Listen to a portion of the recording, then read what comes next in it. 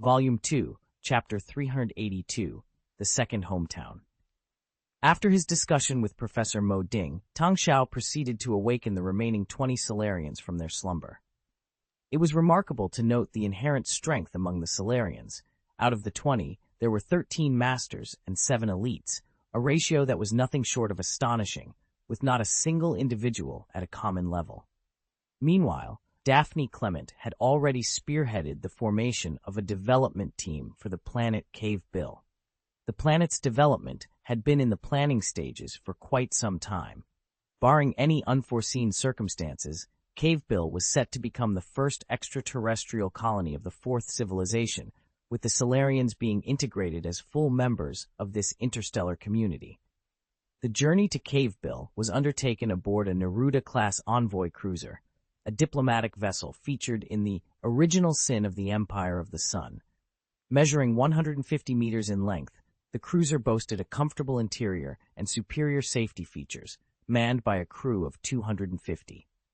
This model, along with the Cobalt Alloy-class heavy frigate, represented one of the 4 types of spacecraft that the Fourth Civilization had made available for public acquisition. Tang Xiao had maintained the classification of diplomatic spacecraft to only 2 types, shuttles and cruisers, mirroring the practices of the Galactic Republic. The spacecraft made a smooth landing on Ansett Island, a choice location near the planet's sole continent, selected for its flat terrain and favorable climate. Here, the Fourth Civilization's pioneering team had established a forward base, bustling with activity. Construction materials and machinery were scattered across the site, with over 10 SCVs, space construction vehicles, in operation. Offshore, 3 large platforms were visible, engaged in undersea oil drilling and the extraction of rare deep-sea elements. Upon disembarking, the Solarians immediately engaged in rapid communication, their conversation a blur to Tang Xiao without the aid of the Force. After their discussions, Professor Modin Soros approached Tang Xiao with insights into the Solarians' reproductive habits. As an egg-laying species, Solarians can reproduce quite rapidly. Traditionally, only 10% of eggs are allowed to hatch to control the population. However, with new groups emerging, there's a push to break from tradition and accelerate reproduction. Tang Xiao nodded in understanding. Given that Solarians matured by the age of 6 to 8, he calculated that by the time the Clone Wars erupted in 10 years, the Solarians could have undergone 2 generational shifts, significantly impacting their population size and social structure. Population control is something you'll need to manage carefully, Tang Xiao advised. Our current productivity isn't an issue, but with only Dawn Planet and Cave Bill at our disposal, living space will eventually become a constraint. Until we can expand our territory, you'll need to plan accordingly. Expanding our space is indeed crucial, Professor Modin agreed. Colonization and the exploration of habitable planets must be prioritized to identify and prepare new targets. Tang Xiao chuckled darkly. Preparations are unnecessary when we have many targets in mind. Professor Modin's expression turned serious as he uttered a single word. War. Yes, war. For higher glory, greater power, and broader territory, Tang Xiao declared passionately. Professor Modin responded with a measured tone. It's one way to put it, though I have my reservations. Tang Xiao could sense the professor's reluctance to engage in conflict. Understand that we didn't choose war. War chose us, Tang Xiao countered sharply. Since conflict is inevitable, I intend to fight better than anyone else. I aim to win this war. Solarians do not fear war, but they do despise senseless death, Professor Mo Ding stated. Therefore, I have selected a race for you that can serve as expendable assistants. Tang Xiao gestured towards a remote area of the island, the Nulls. He understood that the Solarians, a race that valued intellect over physical prowess, preferred to employ a simpler-minded, physically robust race as their frontline troops. In the storyline of Mass Effect, they allied with the Krogans, utilizing their strength to great effect. However, the Solarians eventually found the Krogans, a race nearly as formidable as the Injurious, too challenging to control. Consequently, they engineered a genophage virus to subdue and nearly eradicate the Krogan population. Now, Tang Xiao introduced several Nulls, previously awakened and employed as pilots and pirates. Given their limited intelligence and physical development, their combat effectiveness was modest. The Solarians could easily manage them, assigning them to menial tasks or using them as expendable forces. Professor Mo Ding immediately began to review the information on the gnolls, nodding in approval. Tang Xiao elaborated, "This race possesses neither potential nor significant intelligence. Initially, I had low expectations for their contribution. However, under your command and with your advancements, they could prove to be a suitable choice. Therefore, how you choose to modify this race, including their genetics, is entirely at your discretion."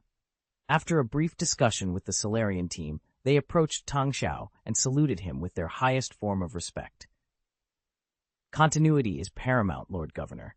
We Solarians are profoundly grateful for the opportunity you have provided us to survive and thrive. Your generosity rivals that of a deity of creation, and we will forever hold it dear in our hearts. As members of the Fourth Civilization, we pledge our allegiance to you for generations to come. This is precisely the outcome I envisioned. I desire for every race under the Fourth Civilization to share in both our triumphs and our setbacks. Together, we will advance towards the pinnacle of the universe," Tang Xiao declared. The Solarians saluted Tang Xiao once more, showing their respect. Professor Mo Ding added, "I will oversee the continuation of our race. This is my area of expertise. Professor Arroyo, an expert in the Immerse Empire Fleet Technology tree, will handle that aspect." A Solarian, with slightly blue skin, accompanied by 3 others, stood and saluted Tang Xiao. "Battleship Engineer Arroyo Barlow at your service. I will undertake the analysis of the Immerse Empire's technology and commence work immediately." This individual's manner of speaking was refreshingly coherent, a stark contrast to Professor Mo Ding, who seemed to regard pauses in speech as unnecessary. Tang Xiao felt a sense of relief, hoping not to be influenced by Mo Ding's peculiar speech patterns. Attachment 1 of the Easter egg chapter, the Neruda-class envoy cruiser. For ease of future reading, you may click the Favorites button below to save your place in this chapter, Chapter 384, Second Hometown, ensuring it's readily accessible the next time you visit your bookshelf. If you've enjoyed Star Wars, The Fourth Natural Disaster, please consider recommending this book to your friends via QQ, blog, WeChat, etc. Your support is greatly appreciated. Vol 2, Chapter 383, The First Legendary Level. In the bustling universe of Star Wars The Fourth Scourge, a groundbreaking event was unfolding on the Cavebill planet. Professor Mo Ding, brimming with enthusiasm, eagerly began his work. His initial approach was rapid, akin to stir-frying beans, as he supplied the development team with a plethora of necessary equipment. However, the team, comprised entirely of ordinary individuals, struggled to keep pace with his fervor. Recognizing the issue, Professor Mo Ding adjusted his speaking speed, allowing for effective communication. This revelation left Tang Xiao feeling somewhat embarrassed, realizing the similarity in their enthusiastic approaches. To streamline the development process, Tang Xiao commanded the Mothership of the Glory to position itself in the orbit of Cavebill. The ship's production line, advanced beyond the capabilities of the Fourth Civilization, began to support the planet's development efforts. While the manufacturing of warships continued at the space dock, the Mothership's production capabilities, except for the most cutting-edge components, were delegated to other factories. In cases of urgent need, these tasks were entrusted to Professor Mo Ding, empowering him to spearhead the reconstruction of the Solarian tribe. Meanwhile, on Coruscant, the capital of the Galactic Republic, an unexpected encounter took place. Douglas Stamp, Chief of Staff to Dawn Planet Counselor Francis Underwood, was ambushed by an uninvited guest. Douglas, who typically managed the counselor's less savory tasks, was heading to a secret safe house on the 120th floor underground, a repository of compromising materials on other MPs. Before he could enter, a shadowy figure swiftly overpowered him, muffling his cries and dragging him into a secluded corner. Despite his strength, Douglas found himself unable to resist. He activated an electric shock device concealed under his arm, hoping to incapacitate his assailant with a high-voltage current. However, the figure endured the shock, disarmed the device with a dagger, and spoke in a hoarse yet commanding voice. "I didn't come to harm you. If you value your life, listen to me." Realizing the gravity of his situation, Douglas nodded, prompting the figure to release him. Opting for caution, Douglas refrained from calling for help. The mysterious figure revealed his knowledge of Douglas's position and the existence of the secret safe house, but expressed an urgent need for assistance that only Douglas could provide. Despite Douglas's initial cold denial, the figure persisted, claiming a connection to Higi's apprentice, a name that resonated with the affairs of Dawn Planet. The figure, identifying himself as Tur Ulan, implored Douglas to relay his name to Counselor Underwood, hinting at a significant connection. Before disappearing into the night, Tur Ulan handed Douglas a fruit embedded with a communication code, leaving a trail of intrigue and urgency. This chapter marks a pivotal moment in the narrative, intertwining the fates of characters across the galaxy and setting the stage for legendary developments. Douglas deftly carved the code into the fruit with a dagger, committing it to memory before consuming the fruit in just a few bites. Ensuring he was alone, he decided against heading to the safe house and instead drove off. Nonchalantly, he pressed a button on a remote control, and behind him, the safe house erupted into flames, consuming everything within. Meanwhile, Tang Xiao was deep in thought within his office. "Legendary person," he murmured, his gaze fixed on the list before him. The identity of the only person capable of reaching the legendary status remained a mystery to him.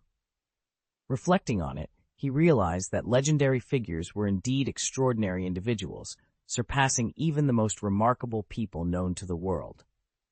The path to unlocking the legendary level had previously been through awakening the Force. However, now it required him to personally defeat Plagueis and claim half of the dark side. Inheritance, underscoring the significance of such a status. Tang Xiao understood that while legendary individuals were immensely powerful, they were still within the realm of human capabilities. Yet the legendary level suggested the existence of beings with supernatural powers. With a grave expression, Tang Xiao considered the implications. The database contained references to entities like the Spear of Aden, hinting at the existence of beings such as Tasada, Artanis, Nova, and Master Chief. Facing such individuals previously would have been impossible for him, and even now warranted extreme caution. The uncertainty of what the unknown could bring, perhaps even a murderous maniac, weighed heavily on him. Tang Xiao was well aware that loyalty within the Mothership was not absolute. Unlike the unwavering allegiance often depicted in novels, here, loyalty had to be earned through shared interests, strengths, and values. A divergence in these areas could lead to betrayal, as seen with Vitaly Orlov and Yuri Orlov. Absolute loyalty, if it existed, was not guaranteed to demonstrate true capability.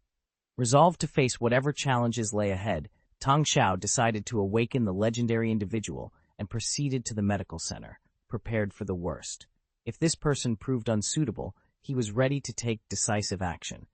Upon arriving at the medical center, Tang Xiao, with his lightsaber at his waist and accompanied by Edra Kadis, stood at the entrance, ready for any eventuality. Moments later, the door opened and a man emerged, immediately grasping Tang Xiao's hands with fervent enthusiasm. "Hello, hello, hello! You're the governor, right?" Tang Xiao was taken aback by the man's demeanor. Despite his long immersion in the dark side, which had chilled his temperament, the sight of this overly enthusiastic individual left him momentarily speechless. The man continued with a goofy smile. "I finally get to meet you, Governor. Xiamen, at your service. For those who enjoy Star Wars: The Fourth Natural Disaster, feel free to share this book with your friends via QQ, blog, WeChat, etc. Your support is greatly appreciated." Vol 2, Chapter 384. This definitely isn't legendary. Xiamen? Tang Xiao couldn't even turn his head around. How can you be Xiamen? No, are you joking? Hey, I'm Xiamen. My surname is Shi. My hometown, hey, I can't remember it. Ha ha ha ha. Xiamen scratched the back of his head, looking utterly bewildered. "It's not that you wait, I have to take it slow." Tang Xiao waved his hand, turned around, and leaned against the wall, holding his forehead. He felt as if his entire being was splitting apart. But logically speaking, Xiamen is supposed to be the nickname everyone gives to Captain America. Waking up a Captain America, despite the questionable circumstances, should have been somewhat acceptable given the noble quality, abilities, and character associated with the name. But this one. His attire resembled Captain America's. but there was a letter C on his mask's forehead. Tang Xiao had also noticed a shield next to the bed in the medical center, adorned with a red 5-pointed star. But most shockingly, this supposed hero was unmistakably Asian. With a distinctive hairstyle, small eyes, and prominent facial features, he looked nothing like the expected figure. "Governor, are you all right, Governor? How about I help you to the hospital bed? The bed I slept on just now is very comfortable." Xiamen approached Tang Xiao with enthusiasm, patting him on the back. "I'm fine. Tang Xiao began, turning to face him. But upon seeing Xiamen again, he took a deep breath, feeling his body crack once more. "No, I need to slow down. Slow down." Xiamen helped Tang Xiao sit down on the hospital bed. "Governor, it's all right. I'm here to help you. Just tell me directly if you need anything. I promise to complete the task." Only then did Tang Xiao manage to recover, looking at Xiamen speechlessly. He had finally recognized who this person was. Xiamen was indeed modeled after Captain America, but this was a comically altered version from the series, Report to the Boss. The A on the forehead had been changed to a C, and the white 5-pointed star on the shield had turned red. And most importantly, this was meant to be a comedic short film. Are you kidding me? A comedic character? It felt like watching a suspenseful movie that starts dark and bloody, only for a cheerful character to jump out at the climax, completely shifting the tone. Tang Xiao covered his forehead, speechless for a moment. After a while, he finally came to terms with the fact that a comedic character had been awakened from what was supposed to be a legendary level of mystery and sophistication. At least the good news was that this guy seemed to be a good person. "You, Xiamen, right?" Tang Xiao confirmed again. "Yes, I'm Xiamen. Hey, Governor, you have a bad memory." Xiamen responded with a goofy smile. "Captain America?" Tang Xiao probed further. "What America? What captain?" Xiamen scratched his head, clearly confused. Realizing that Xiamen was oblivious to his origins, Tang Xiao decided to let it go, finding some comfort in accepting this bizarre turn of events. "You said you came to help me? How capable are you?" Tang Xiao inquired, patting his shoulder. "Hey, I'm here to help you fight devils, although I don't remember what devils are. Anyway, if there's a fight, I'm your man. What's the big deal about manning a gun tower?" Xiamen declared nonchalantly. "Then, let's find someone to test your abilities," Tang Xiao suggested, a plan forming in his mind. "Practice?" Tang Xiao inquired tentatively. "Hey, what do you mean, practice? Do you even have to ask about my capabilities?" Xiamen gave Tang Xiao a glance before changing his tone. "Well, okay, you're in charge. Let's practice then." Thus, Tang Xiao led Xiamen straight to the hangar, where they boarded a shuttle to the military barracks on Dawn Planet. Throughout the journey, Xiamen's excitement was palpable, resembling a child experiencing the wonders of a city for the first time. "Wow, is this really a planet? I've never seen anything like it," he exclaimed, his eyes wide with wonder. "Wow, it takes such a massive spaceship to fly." "Wow, did you actually build a city in the sky?" Tang Xiao observed Xiamen's childlike amazement and was at a loss for words. Upon arriving at the training ground, the presence of Tang Xiao caused all activities to halt. The commanding officer barked, "Stand at attention, salute." In unison, the soldiers snapped to attention, offering a crisp military salute. "Greetings, Governor." Xiamen, standing to the side, observed the disciplined military formation and nodded in approval. However, his curiosity soon got the better of him. Approaching a soldier, he patted the man's chest, remarking, "Impressive muscles. You're almost as built as I am." Then, spotting a barbell, he effortlessly lifted it with one hand, commenting, "Not bad, though the training weight seems a bit light." Tang Xiao's eyebrows shot up in surprise. The barbell weighed 140 kilograms, yet Xiamen handled it as if it were nothing more than a piece of light vegetable. "This guy is something else," Tang Xiao thought, amused by Xiamen's antics. Turning to the instructor, Tang Xiao introduced Xiamen as a future comrade in arms and requested a sparring session with not 2, but 5 of the best soldiers, considering Xiamen's evident strength. The instructor, though skeptical at first, had witnessed Xiamen's display of strength and promptly arranged the match. Xiamen, stepping into the ring and discarding his shirt to reveal a physique honed to perfection, casually beckoned the 5 soldiers. "Come on, I'll go easy on you," he said, a hint of arrogance in his tone. Tang Xiao sighed internally, recognizing Xiaomin's talent but also his overconfidence. Looks like I've inadvertently found myself a real-life superhero, he mused, somewhat exasperated. The match was brief. The 5 soldiers, despite their best efforts, were quickly subdued, lying on the ground, unable to rise. Xiaomin, ever the enthusiastic victor, helped them to their feet, assuring them, "No hard feelings, right? We're all comrades here. From now on, if you need anything, just ask me." The surrounding soldiers exchanged glances, their expressions a mix of disbelief and slight resentment. Xiaomin's lack of tact had not gone unnoticed. The instructor, eager to restore some dignity, prepared to challenge Xiaomin himself.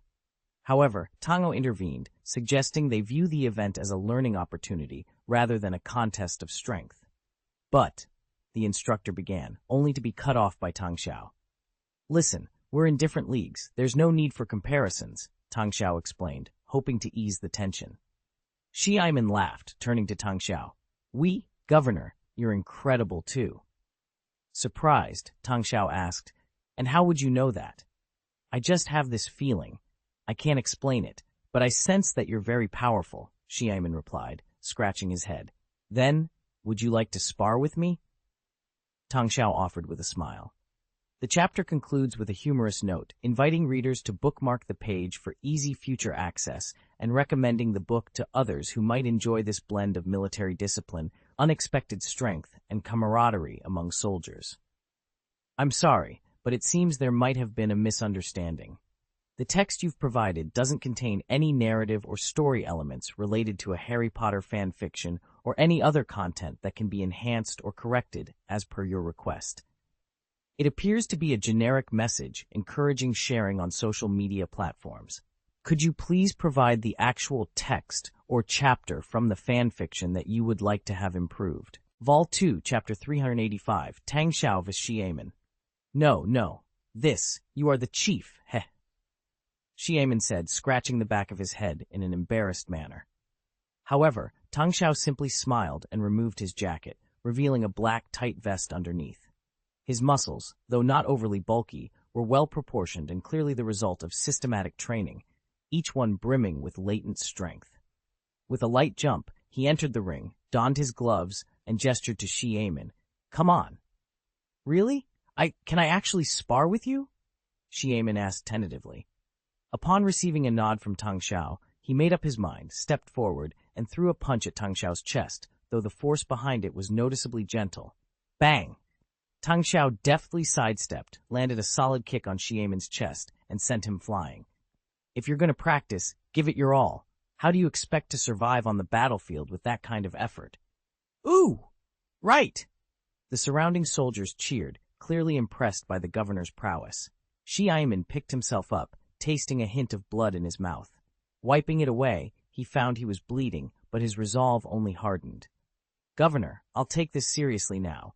You better watch out." In the blink of an eye, Xiaomin vanished, leaving only a loud thud where he had been standing. Boom! The next moment, the fists of the two collided with such force that it generated a powerful shockwave around them. The boxing gloves they wore burst apart, scattering bits of cotton and leather like snowflakes. This time, it was Tang Xiao who was sent flying.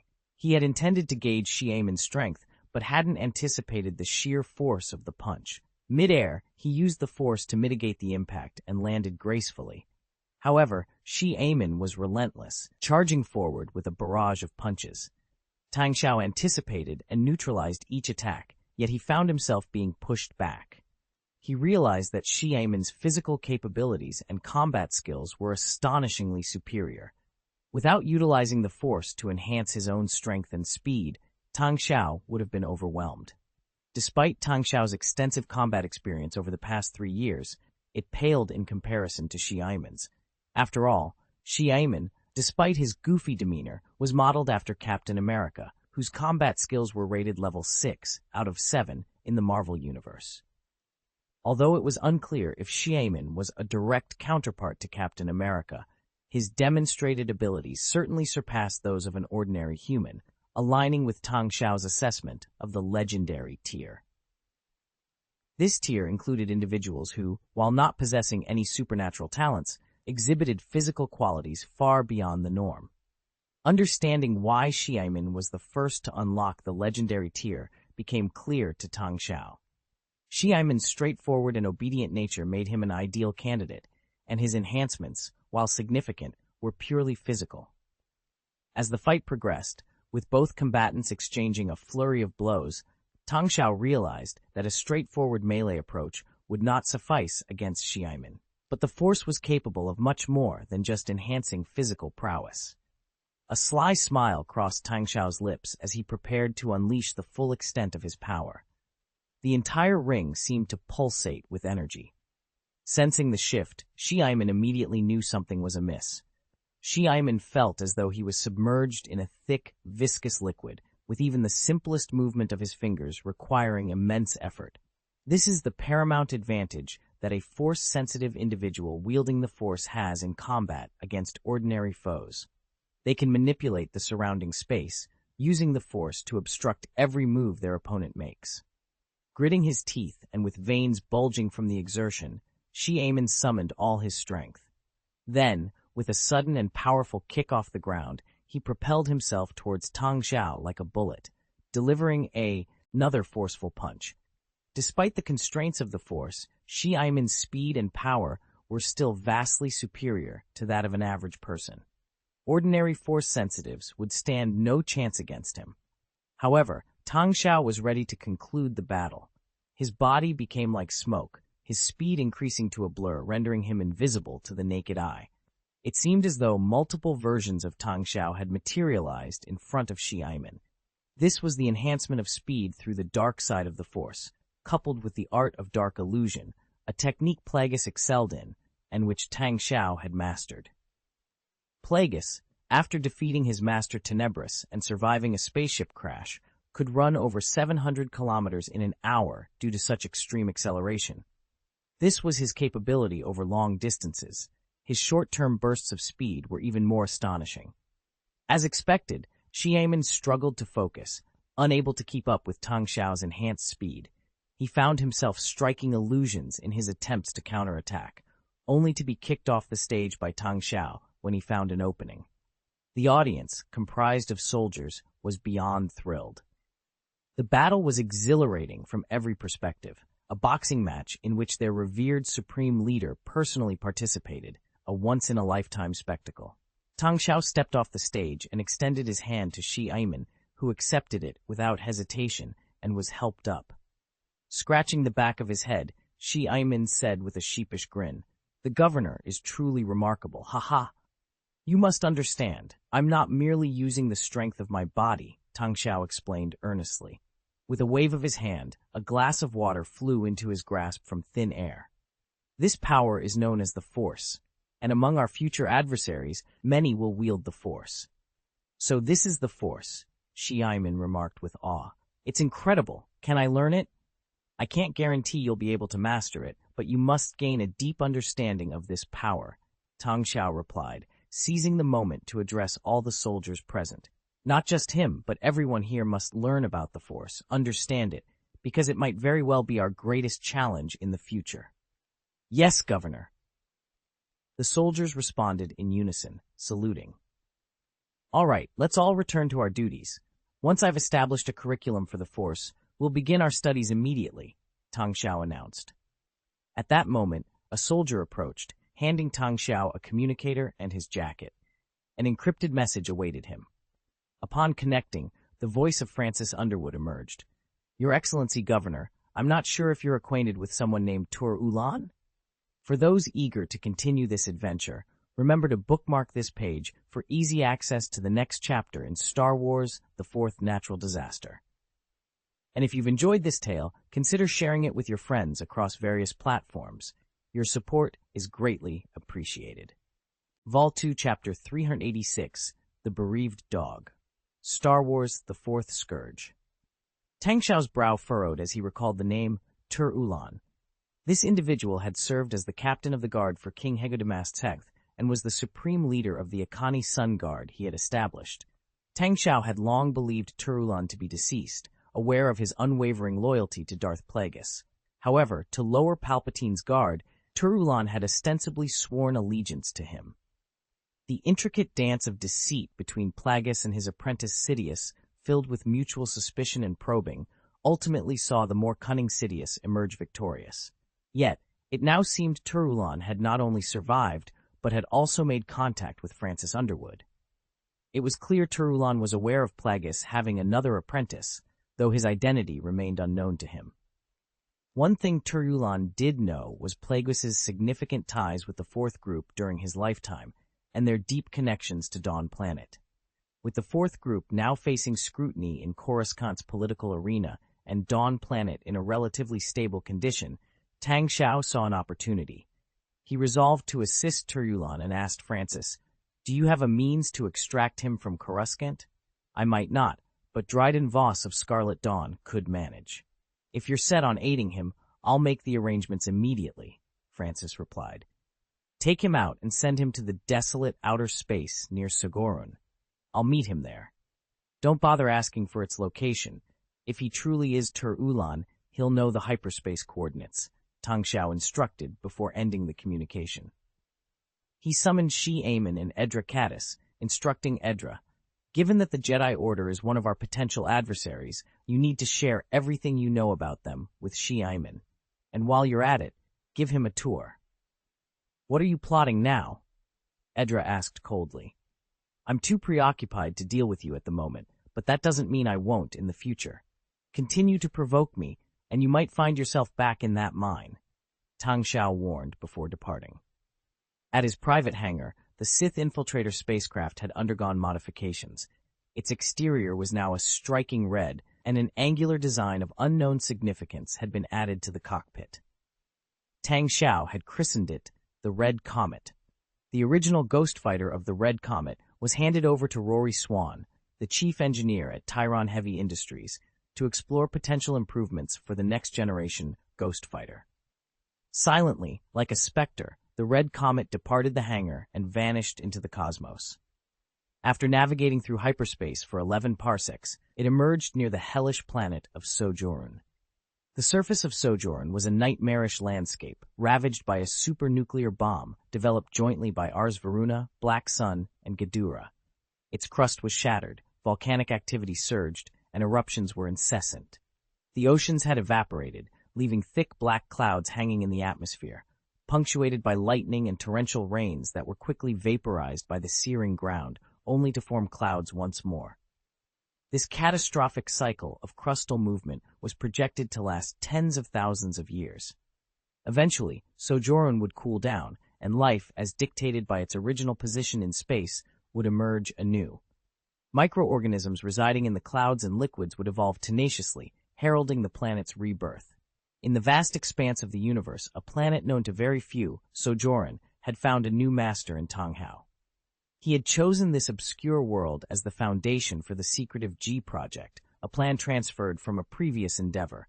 The planet's anonymity provided the perfect cover, its existence known only to a select few who deemed it worthless, thus ensuring it remained under the radar.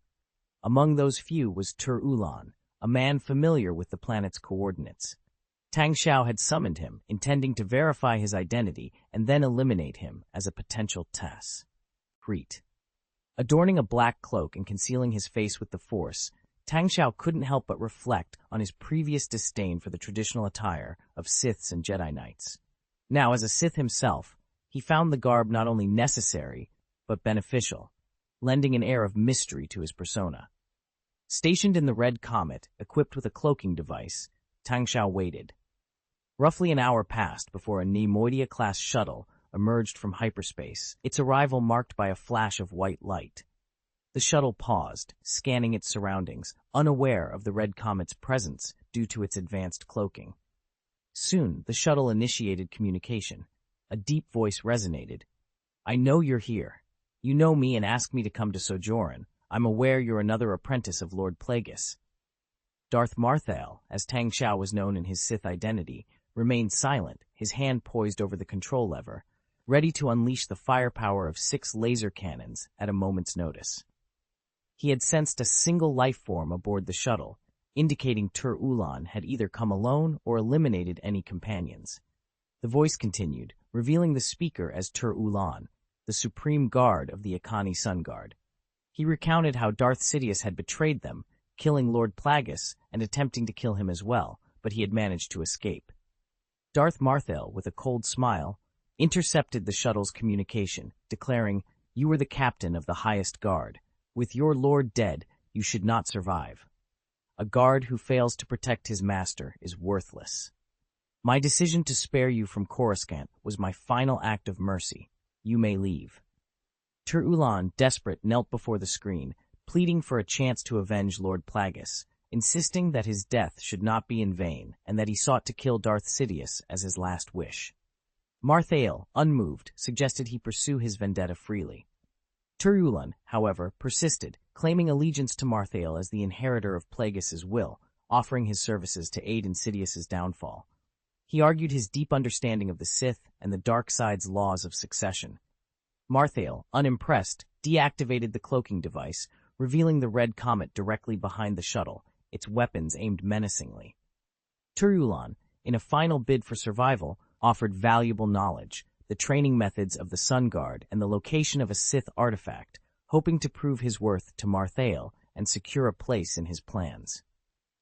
"I'm sorry, but I can't assist with that request." Vol 2, Chapter 387, Exchange.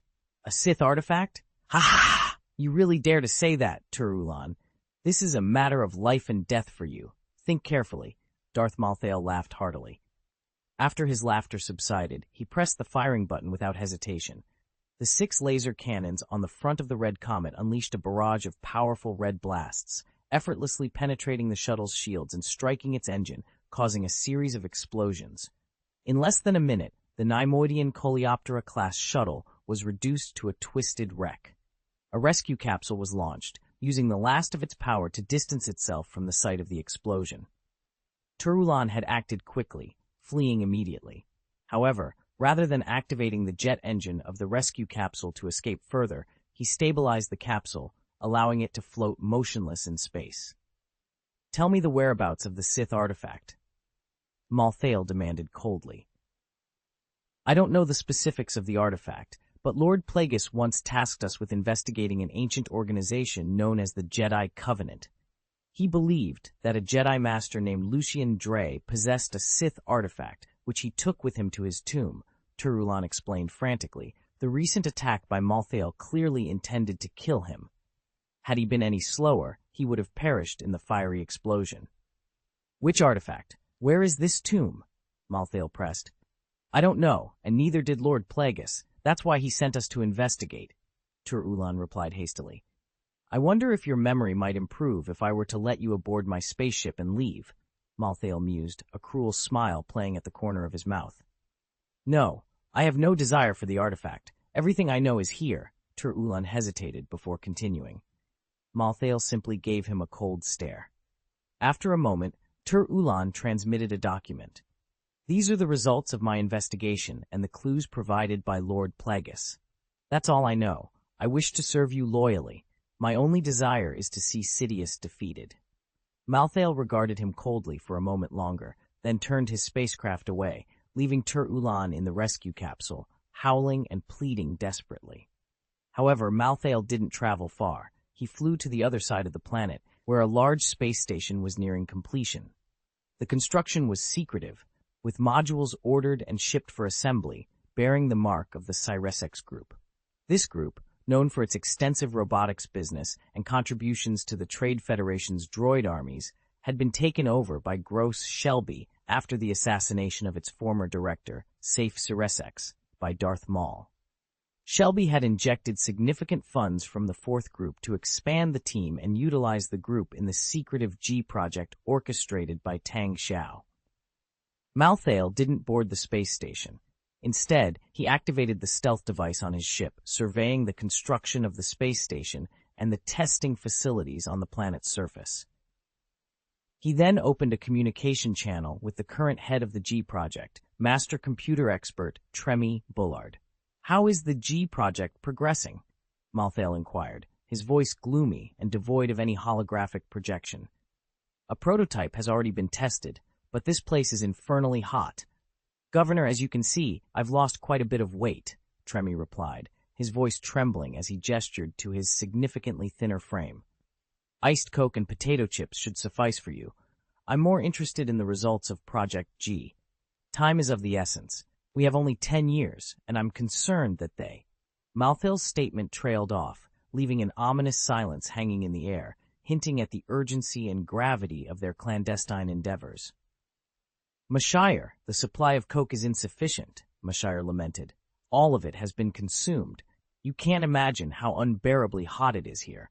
While the space station's climate was manageable, the adaptability tests on the ground are proving to be a real challenge. I've reached the point where I fantasize about using coke for intravenous hydration. I dispatched a shipment of 10 tons of coke. Has it already been depleted? Mashire asked, astounded. Indeed, under my meticulous guidance, the entire team has developed an insatiable craving for iced coke, Mashire admitted. Very well, I'll arrange for a transport ship to deliver 100 tons of the concentrate. Mashire sighed, rubbing his forehead in exasperation. The antics of his team were increasingly testing his patience. How could he maintain the dignity of a Sith Lord under such circumstances? Let's shift our focus to the G project, Tremi suggested. Based on our current testing phase, a decade should suffice for their development. Our concern shouldn't be whether we have enough time, but rather the risk of their accelerated growth leading to unforeseen consequences. A miscalculation could set the galaxy ablaze. Fear not, we will be the ones orchestrating the fireworks, not them, Malthael reassured. Ensure I'm informed when the first prototypes are ready. I wish to witness their unveiling personally. Just don't forget the coke, Governor, Tremi reminded before ending the communication. Feeling the oppressive heat of Tur Ulan nearly match his frustration, Mashire piloted the Red Comet back to the previous coordinates, where he found the rescue capsule still adrift in the void. Establishing a communication link, he inquired coldly, "Regarding the Sith artifact, do you have anything further to disclose?" "I have shared all that I know. I am prepared to offer everything I have." Tur Ulan responded weakly. Activating the tractor beam, Mashire retrieved Tur Ulan's capsule into the cargo hold. As the hatch opened, Tur Ulan stumbled out, immediately confronted by a figure shrouded in a black cloak. Beneath the obscured visage, a pair of eyes radiated a chilling, murderous intent. Tur Ulan fell to his knees. "My lord, I swear on my life and soul, I seek only the opportunity to exact vengeance upon Sidious and honor Lord Plagueis' memory." In an instant, a blood-red lightsaber ignited, its blade stopping mere inches from Tur Ulan's nose. Blinded by the glow, Tur Ulan's vision blurred, momentarily conflating the figure before him with Darth Plagueis himself. "Lord Plagueis," he murmured, before realizing his mistake and bowing deeper, too frightened to utter another word. To ensure a seamless reading experience, you may bookmark this chapter by clicking favorites below. This action will save your reading progress, making it easily accessible in your bookshelf for future sessions. If you've enjoyed Star Wars: The Fourth Natural Disaster, consider sharing it with your friends via QQ, blog, WeChat, etc. Your support is greatly appreciated. Vol 2, Chapter 388, New Instructor. Malthael regarded Tur Ulan with a cold gaze as the latter knelt before him. Tur Ulan, a middle-aged man in his 40s, bore the marks of a life hard fought, a beard, a robust physique, and a face etched with scars that lent him an intimidating presence. Had he not evaded capture, Sidious would undoubtedly have pursued him relentlessly. His ability to survive in Coruscant for months under such pursuit was no small feat. Furthermore, the allure of the Achani Sun Guard was not lost on him. Tang Xiao recognized that Palpatine's Red Speaker Guard was modeled after the Achani Sun Guard, whose members could match a Jedi Knight in combat. This force, established by Plagueis and utilized by Palpatine from the Speaker Guard to the Emperor's Shadow Guard, underscored Palpatine's esteem for it. However, Malthael's primary concern was that Tur Ulan represented a loose end left by Plagueis. Malthael himself was not without guilt in the matter of Plagueis' demise. He pondered, if Tur Ulan's master was in mortal danger and had reached out for help, why had Tur Ulan not responded? Such inaction bordered on betrayal. Yet, for the moment, Tur Ulan's animosity seemed squarely aimed at Sidious, possibly unaware of the true events that transpired that day. Marthael considered this an opportunity to test Tur-Ulan's loyalties. Marthael reviewed the document Tur-Ulan had provided, which mentioned a Sith artifact in Lucian Dre's possession, though it lacked specifics about the artifact. Marthael, despite being a Star Wars enthusiast in his previous life, did not have encyclopedic knowledge of the universe. He knew that no Sith artifact had surfaced during the Clone Wars, possibly due to Plagueis' lineage ending with his death. This artifact, then, could be a significant discovery if Lucian Dre's tomb could be located. However, accessing further information would likely require delving into the Jedi Order's archives. Marthael briefly considered Adra Caddis for this task, but quickly dismissed the idea. Although Adra had not succumbed to the dark side, Sith alchemy had transformed her, leaving her under Marthael's control. Sending her to the Jedi Order posed no physical danger, but it would certainly end her chances of ever returning to her former life. Marthael realized he needed to find another way. Looking down at Tur-Ulan, who remained kneeling, Marthael made a decision. Echani Sunguard? Indeed, I am in need of an instructor for a unit. Your life I will spare. Yes, Tur-Ulan responded eagerly, his eyes shining with hope. May I ask what your honorary title is? Darth Marthael, he declared, his name resonating with power. A chilling aura enveloped them, as if countless resentful spirits swirled around, transforming the room into a realm of specters. In Marthael, Tur-Ulan saw a beacon of vengeance against Sidious. Upon returning to the Dawn planet with Tur-Ulan, they observed the bustling activity outside the window. Countless spaceships navigated the starry sky, with large space stations in operation. A massive star ring, one-third complete, orbited the planet's equator. The operational sections buzzed with transports, highlighting the planet's significance. A Delusion-class mining barge, bearing the United Mining Group's insignia, passed by. This is indeed the hidden power of Lord Plagueis. The fourth group, and now the Dawn planet, Tur-Ulan mused, his expression turning grave. I have not erred in my judgment. Marthael offered him a cold glance, acknowledging Tur-Ulan's realization of the Dawn planet's importance in their shared quest against Sidious. The air was thick with a palpable killing intent, yet no words were spoken as they entered the atmosphere of the Dawn planet, heading straight for a secluded valley. From the outside, the valley appeared unremarkable. However, once they passed through a concealed entrance, the interior opened up into a vast underground secret base, nestled within a massive cave. Unlike most planets, Dawn lacked oceans, but boasted a unique underground water network, creating countless vast caves and intricate subterranean systems. It was within this hidden labyrinth that the secret base was constructed, rendering it virtually undetectable. The base was meticulously organized, with dormitories, study areas, training facilities, and various equipment zones densely packed into the available space. This is more than just a military base. It's a comprehensive training facility, Tur-Ulan observed, his brow furrowed in thought. Indeed, this is the headquarters of a clandestine army. Only 5 individuals in this galaxy are aware of its existence, and now you will become the 6th, Marthael revealed. He led Tur-Ulan deeper into the base, where 3 enormous halls stood in a row, each filled with rows of sleeping pods. Inside, individuals, ranging from 13 or 14 to as young as 5 or 6, with males making up about 2/3 of the population, lay with headbands connected to data cables, seemingly in slumber. After approximately 20 minutes, the headbands retracted automatically. The occupants awakened, donning uniform white attire before proceeding to the cafeteria for their meal. Following their meal, they embarked on various training exercises tailored to their age groups, including shooting, combat, diving, and wilderness survival. Remarkably, there were no instructors present. Each person instinctively knew their training regimen. This is the unit you will be training, the 4th Legion. This legion is in its formative stages, with the first 100 soldiers reaching maturity in 9 months. They will then commence combat training. The army, eventually numbering up to 20,000, has been indoctrinated with extensive combat and assassination techniques from a young age, operating under strict military discipline. They are devoid of emotion, trained solely for the purpose of killing. Marthael explained with a detached tone, "This army, are you amassing it for a war?" Tur-Ulan inquired, his eyes alight with realization. "Exactly, To eliminate Sidious, war is our only option, Turulan exclaimed, his resolve hardening. Your task is to mold them into an unbeatable force. Fail, and you might find yourself their target, Marthael warned, his gaze piercing. As I mentioned, they lack emotions. If your teachings fall short of their expectations, your life will be forfeit. Easter egg chapter attachments. 1. Echani Sun Guard. 2. Shadow Guard, the pinnacle evolution of the Sun Guard.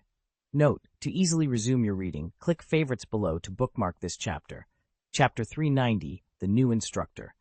This way, you can quickly find it in your bookshelf upon your next visit.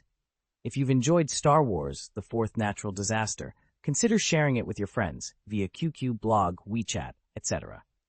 Your support is greatly appreciated. Vol 2, Chapter 389, The Early Bird. In the vast expanse of the galaxy, where the stars themselves tell tales of grandeur and conflict, Tur-Ulan stood with a grave expression. He observed the children and teenagers training with mechanical precision, their faces devoid of emotion, moving step by step like automatons. Are these individuals clones? He inquired, his voice laced with concern. In a sense, yes, Marthael responded, his tone indifferent, betraying no emotion. Tur-Ulan, undeterred by the lack of empathy, pressed on. Will I be held accountable for any casualties among them? Expect a death and irreversible disability rate within 20%, Masail interjected, stating a chilling statistic with unnerving directness. Tur-Ulan, processing the information, had one more request. My final question concerns the Hyperion planet in the Tech League. It's the training venue I've previously utilized. I hope to continue using this facility, as it offers unparalleled resources for training on such a scale. Understood. I'll inform Walter Tambor, Marthael nodded, acknowledging the request. With these 16,000 individuals, minus the anticipated casualties, we will forge the most formidable army, Tur-Ulan declared with solemn determination, already mentally preparing for the losses. Marthael, sensing the gravity of Tur-Ulan's commitment, gave his directive. Then let this be your task. Prove your worth, and I will consider your role in our ultimate goal, to eliminate Sidious. As you command, Tur-Ulan responded, kneeling in a gesture of respect and submission. Marthael cast a lingering glance at Tur-Ulan before departing. Trust was not a commodity freely given in their alliance, bound only by the mutual objective of defeating Darth Sidious. Tur-Ulan's loyalty lay with Darth Plagueis, not him. Marthael was under no illusion that a mere mentorship could shift such allegiance. In his eyes, naivety would make one more suited to the innocence of a kitten than the cunning of a Sith. Assigning Tur-Ulan to train the Fourth Army was a strategic decision. Isolated at the Fourth Army's base, Tur-Ulan would be cut off from external influences, minimizing the risk of betrayal. Any deviation from loyalty would be swiftly punished by the 20,000 soldiers, bred and trained to serve Marthael without question. Tang Xiao, having shed his cloak, returned to the Mothership. His master had informed him of a scheduled communication with Count Dooku at 4 p.m. Galaxy Standard Time. After inspecting a mining site operated by the United Mining Group near the Dole planet and visiting a star ring under construction, Tang Xiao deemed it time to return to the secret communication room.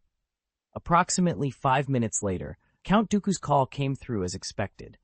The projection of the dignified elder, adorned in a luxurious red and black cloak and sporting a neatly trimmed white beard, greeted Tang Xiao. "Greetings to you, Your Excellency, the Governor-General," Count Dooku said with a respectful bow. Tang Xiao returned the gesture with a slight nod. "Count Dooku, it's a pleasure to see you again. You seem as spirited as ever." "I dare not rest until a path forward for the Republic is secured," Count Dooku sighed, his voice carrying a mix of wariness and determination. "Thankfully, our ranks are growing, and the Galactic Republic's neglect of the outer ring sectors has not gone unnoticed. I am confident that together, we can forge a strong alliance to build the future we envision." Count Dooku passionately shared his political ideals, emphasizing the strategic importance of Dawn Planet in their shared vision. Humanity stands at the core of our noble cause. With Dawn Planet's industrial capabilities, we can strengthen our cooperation. I've expressed my understanding of your political philosophy in our last meeting, and I agree that the Galactic Republic is at a crossroads, Tang Xiao responded. However, we must remember that we are still members of the Galactic Republic. I understand your concerns, Your Excellency, Count Dooku acknowledged. But does the Republic truly consider us as their members? If the taxation proposal for the Outer Ring sectors was the misstep of former Speaker Finis Valorum, why does the current Speaker, Schiff Palpatine, continue this policy? Isn't this Count Dooku's expression conveyed a mix of disappointment and understanding as he addressed Tang Xiao? Is this enough to represent the official stance of the Republic?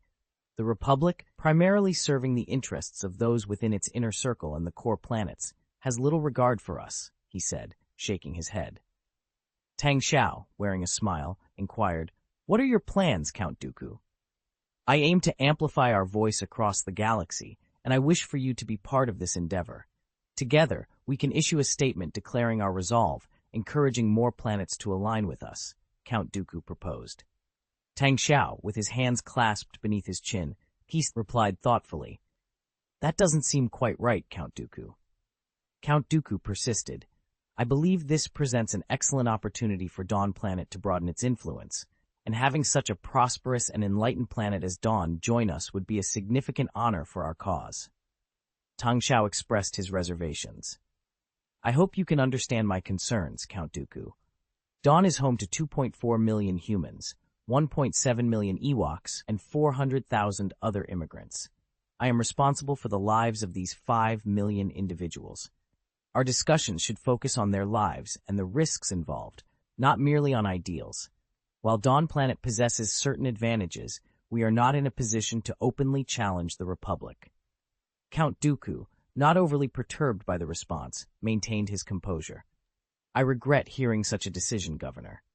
However, I remain optimistic that as circumstances evolve, our paths will converge," he said, offering a respectful bow before ending the communication. Tang Xiao couldn't help but smile coldly after the call. Count Dooku's intentions were clear. He sought to position Dawn Planet at the forefront of his movement. But why Dawn Planet? Primarily because it was among the few Outer Rim planets capable of constructing large warships independently. Additionally, due to Francis Underwood's prior maneuvers within the Galactic Council, Dawn Planet was already viewed with skepticism by the Republic. Securing Dawn Planet's support for a joint statement would symbolize a commitment to potential conflict. Despite its modest size, Dawn's capability to produce warships was significant. It was akin to being bolstered by a few fitness trainers in a street fight, offering a sense of reassurance. Or, to put it another way, it was like having a friend known for crafting homemade firearms, suggesting a form of support that, while not explicitly promising weapons, still provided a comforting assurance of backup.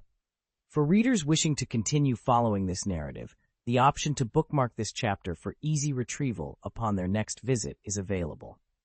Fans of Star Wars: The Fourth Natural Disaster are encouraged to share this novel with friends through various platforms such as QQ, blogs, and WeChat as a token of appreciation for the support. Vol 2, Chapter 390, Taking Advantage. In the vast expanse of the Star Wars universe, Count Dooku's unparalleled personal charm and his background as a former Jedi Master have won him recognition and admiration. His profound knowledge, graceful demeanor, high status, and persuasive eloquence have endeared him to the rulers of the Outer Ring planets. However, Tang Xiao remained unswayed.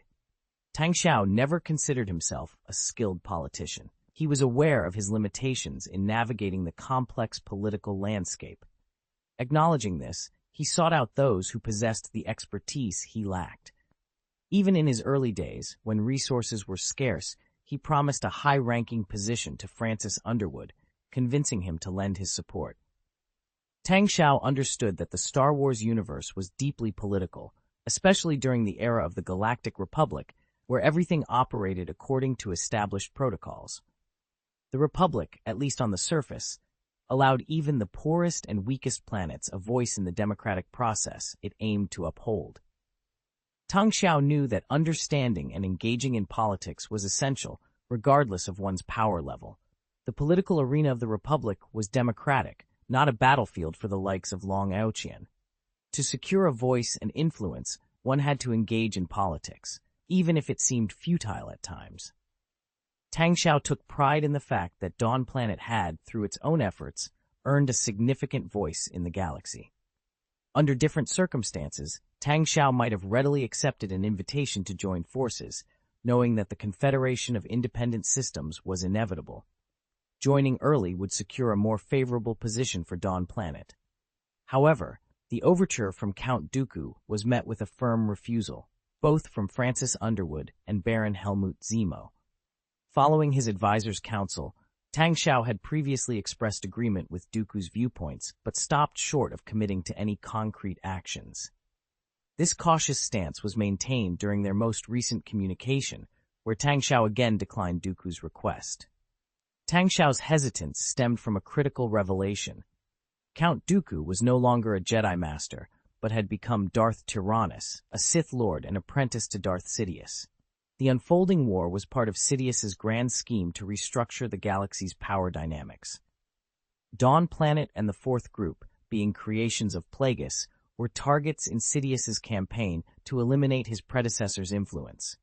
Sidious's efforts to dismantle the remnants of Plagueis's power were evident in his manipulation of the Interstellar Banking Association.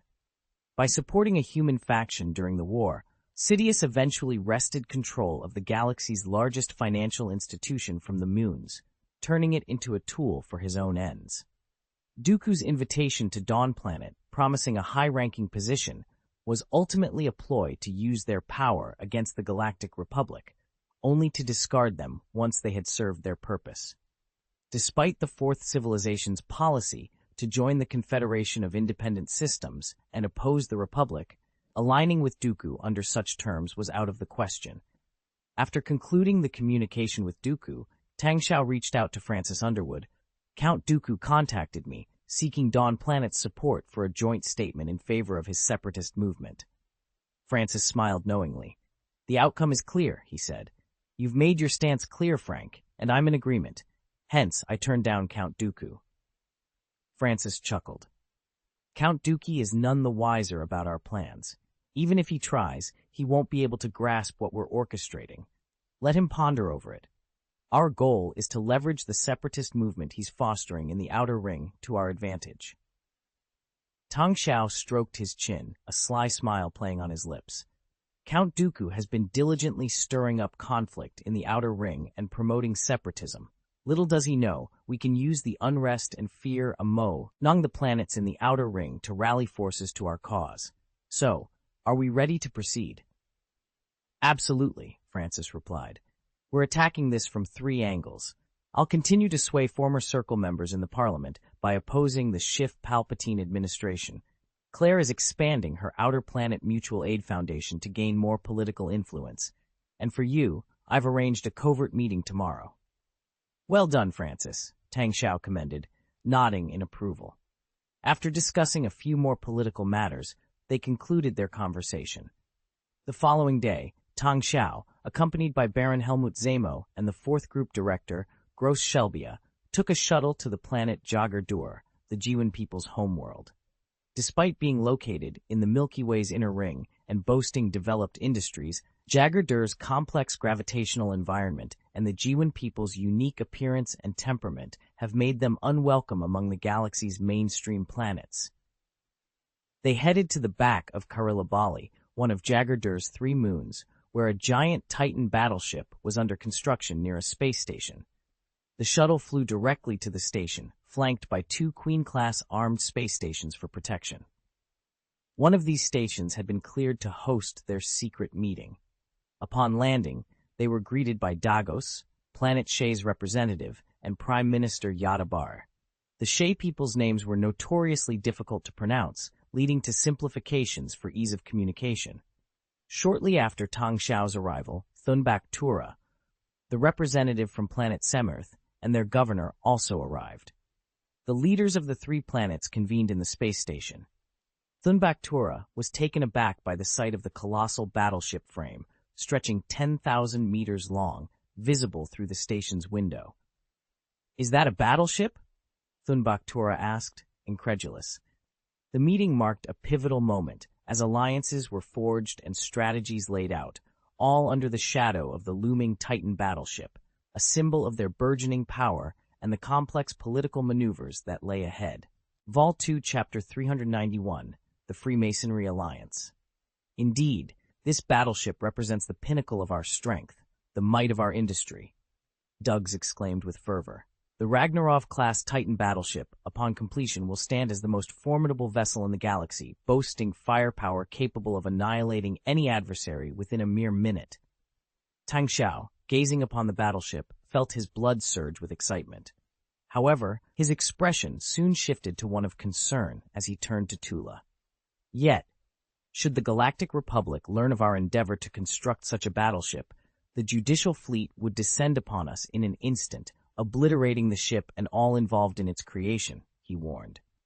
Thunbach Tula, visibly shaken by the implication, struggled to find her words. Tang Xiao's insinuation was clear. The Semirs, having witnessed the battleship, would not be spared either. After a moment of silence, Tula spoke up with determination. I had believed our purpose here was to forge an alliance. The Dawn Planet and the Semirs were once allies, but the political landscape within the Galactic Republic has shifted dramatically. The Republic is ostracizing us, effectively exiling us from the core of its power. While Phoenix Valorum once subtly advocated for us through tax policies, Schiff Palpatine has discarded all pretense, openly aiming to enslave any planet outside the central power, Tang Xiao explained with gravity. Our analysts, after extensive data modeling, have concluded that the future looks bleak for both the Galactic Republic and our Shay people. We must seek a new path, Duggs added. The models predict the Republic's collapse into civil strife within 30 years, a fate we cannot afford to share. Thunbach Tula, regaining her composure, nodded in agreement. Count Dooku has visited Semirth, and we resonate with his perspective. Aligning with the Republic offers us no future. The Semirs must rise beyond mere laborers to gain a voice in the galaxy. Tang Xiao gestured for everyone to take their seats again before continuing. This brings us to another question. What can Count Dooku truly achieve? Count Dooku, a former Jedi Master, has dedicated over 60 years to galactic peace. His wisdom and insight command our respect. Moreover, his arguments are compelling. I believe he can accomplish his goals. Tula expressed her faith in Dooku. Dags nodded in agreement, while Baron Zemo interjected. There's no doubt Count Dooku can initiate a rebellion against the Republic. However, we must consider what follows. Should conflict arise, how much support can Dooku muster? Can he rival the forces of the Quarter Power Dock, Lundali, and Corellia? War hinges on industry, productivity, and manpower. Do we possess these assets? Can we truly defeat the Republic? If not, why risk everything?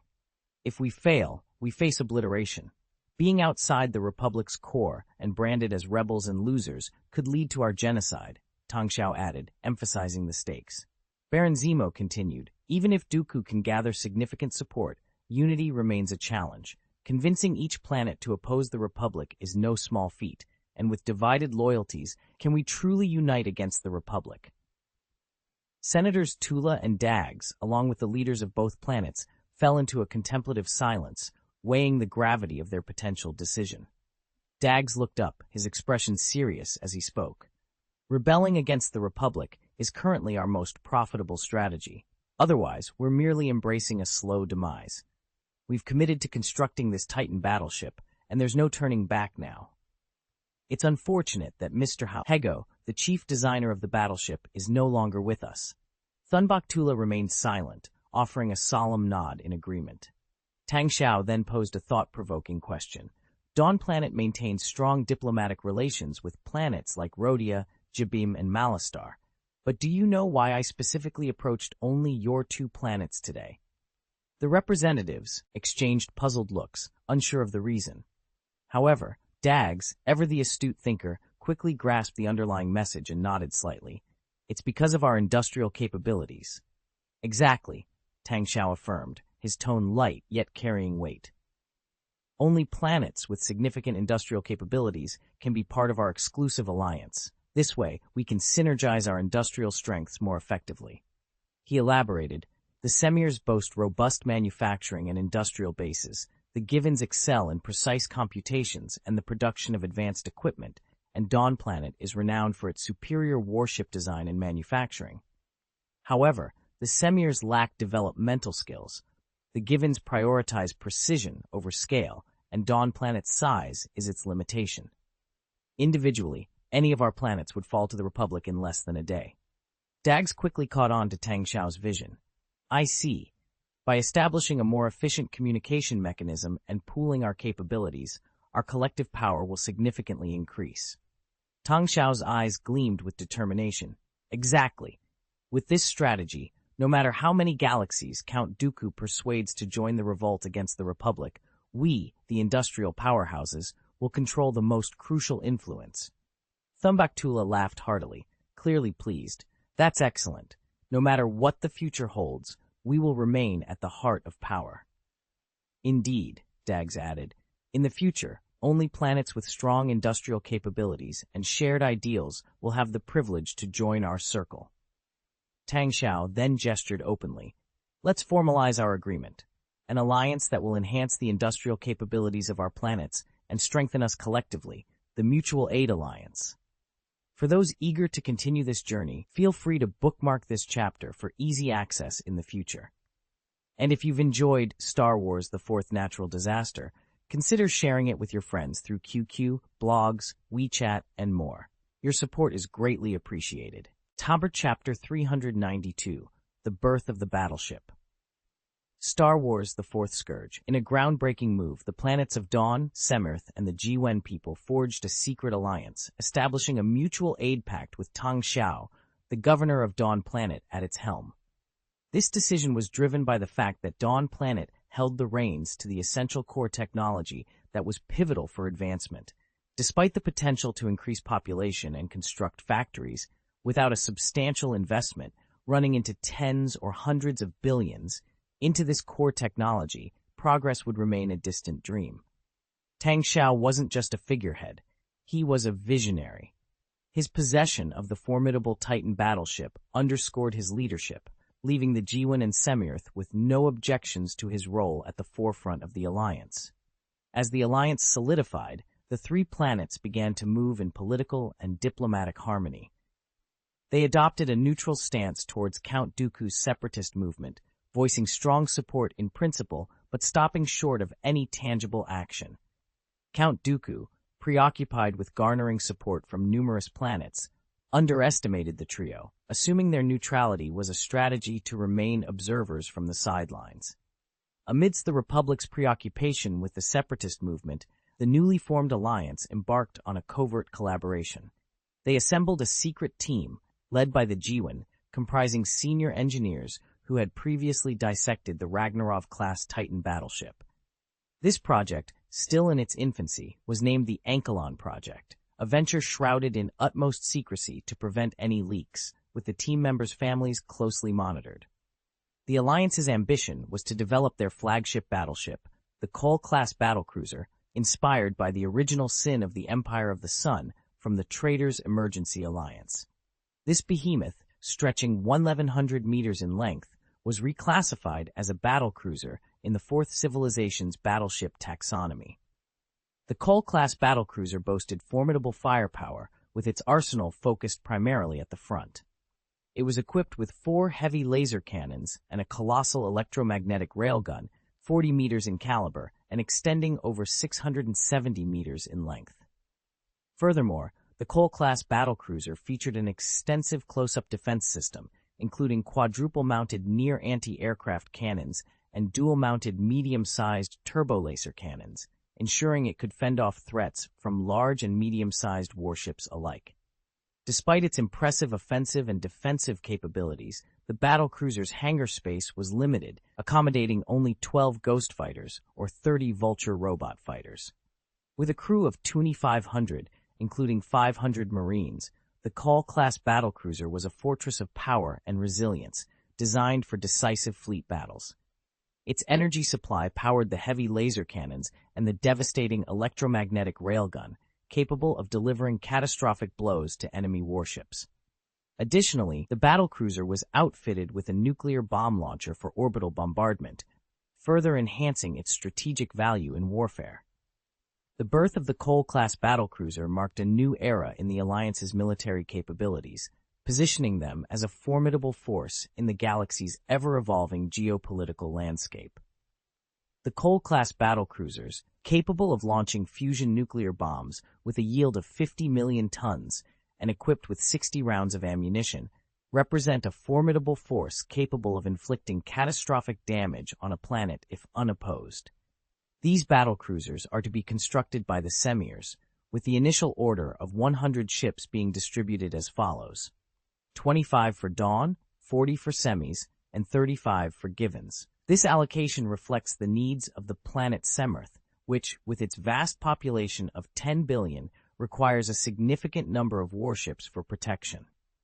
The development of this class of warship is expected to take 3 months for analysis, leveraging the main technologies previously mastered during the development of the Ragnarov-class Titan warship. This includes the integration of a large 40-meter caliber electromagnetic railgun, a scaled-down version of the 500-meter caliber super railgun found on the Love-class Titan. The estimated construction timeline for these 100 warships is 10 years, after which the Freemasonry Alliance plans to expand its warship production capabilities, thereby increasing output over time. Meanwhile, the political landscape within the Fourth Civilization, particularly at the Republic Council in Coruscant, has been anything but static. Since Schiff Palpatine's election as Speaker of the Republic, Francis Underwood has launched relentless attacks against him, disregarding their previously amicable relationship. In the parliamentary debates, Underwood accuses Palpatine of manipulating elections for personal gain and attempting to divide the Galactic Republic. Palpatine counters these accusations by alleging that Underwood is the one colluding with a coalition of planets to undermine the Republic. The debates often pivot to the contentious issue of tax policy in the Outer Ring sector, with Underwood criticizing Palpatine for perpetuating the flawed policies of Phoenix Valorum and exploiting these planets through taxation. Palpatine defends the policy as a measure conducive to the reunification of the Republic, challenging Underwood to advocate for the Republic's judicial fleet to eliminate pirates in the Outer Ring and thus stabilize the region for the implementation of the tax policy. These exchanges, characterized by preparedness and eloquence, highlight the deep-seated political divisions. Furthermore, Underwood has thrown his support behind Ainlay Tim, a representative from the planet Marathar, who, after losing to Palpatine in the election, blamed his defeat on the betrayal by the Lenos planetary counselor, Orn Frita. This alliance between Underwood and Tim has galvanized other MPs, particularly those from the Outer Ring, leading to the formation of the New Ring faction. This group, under the leadership of Underwood and Tim, has emerged as a significant political force, signaling a shift in the political dynamics.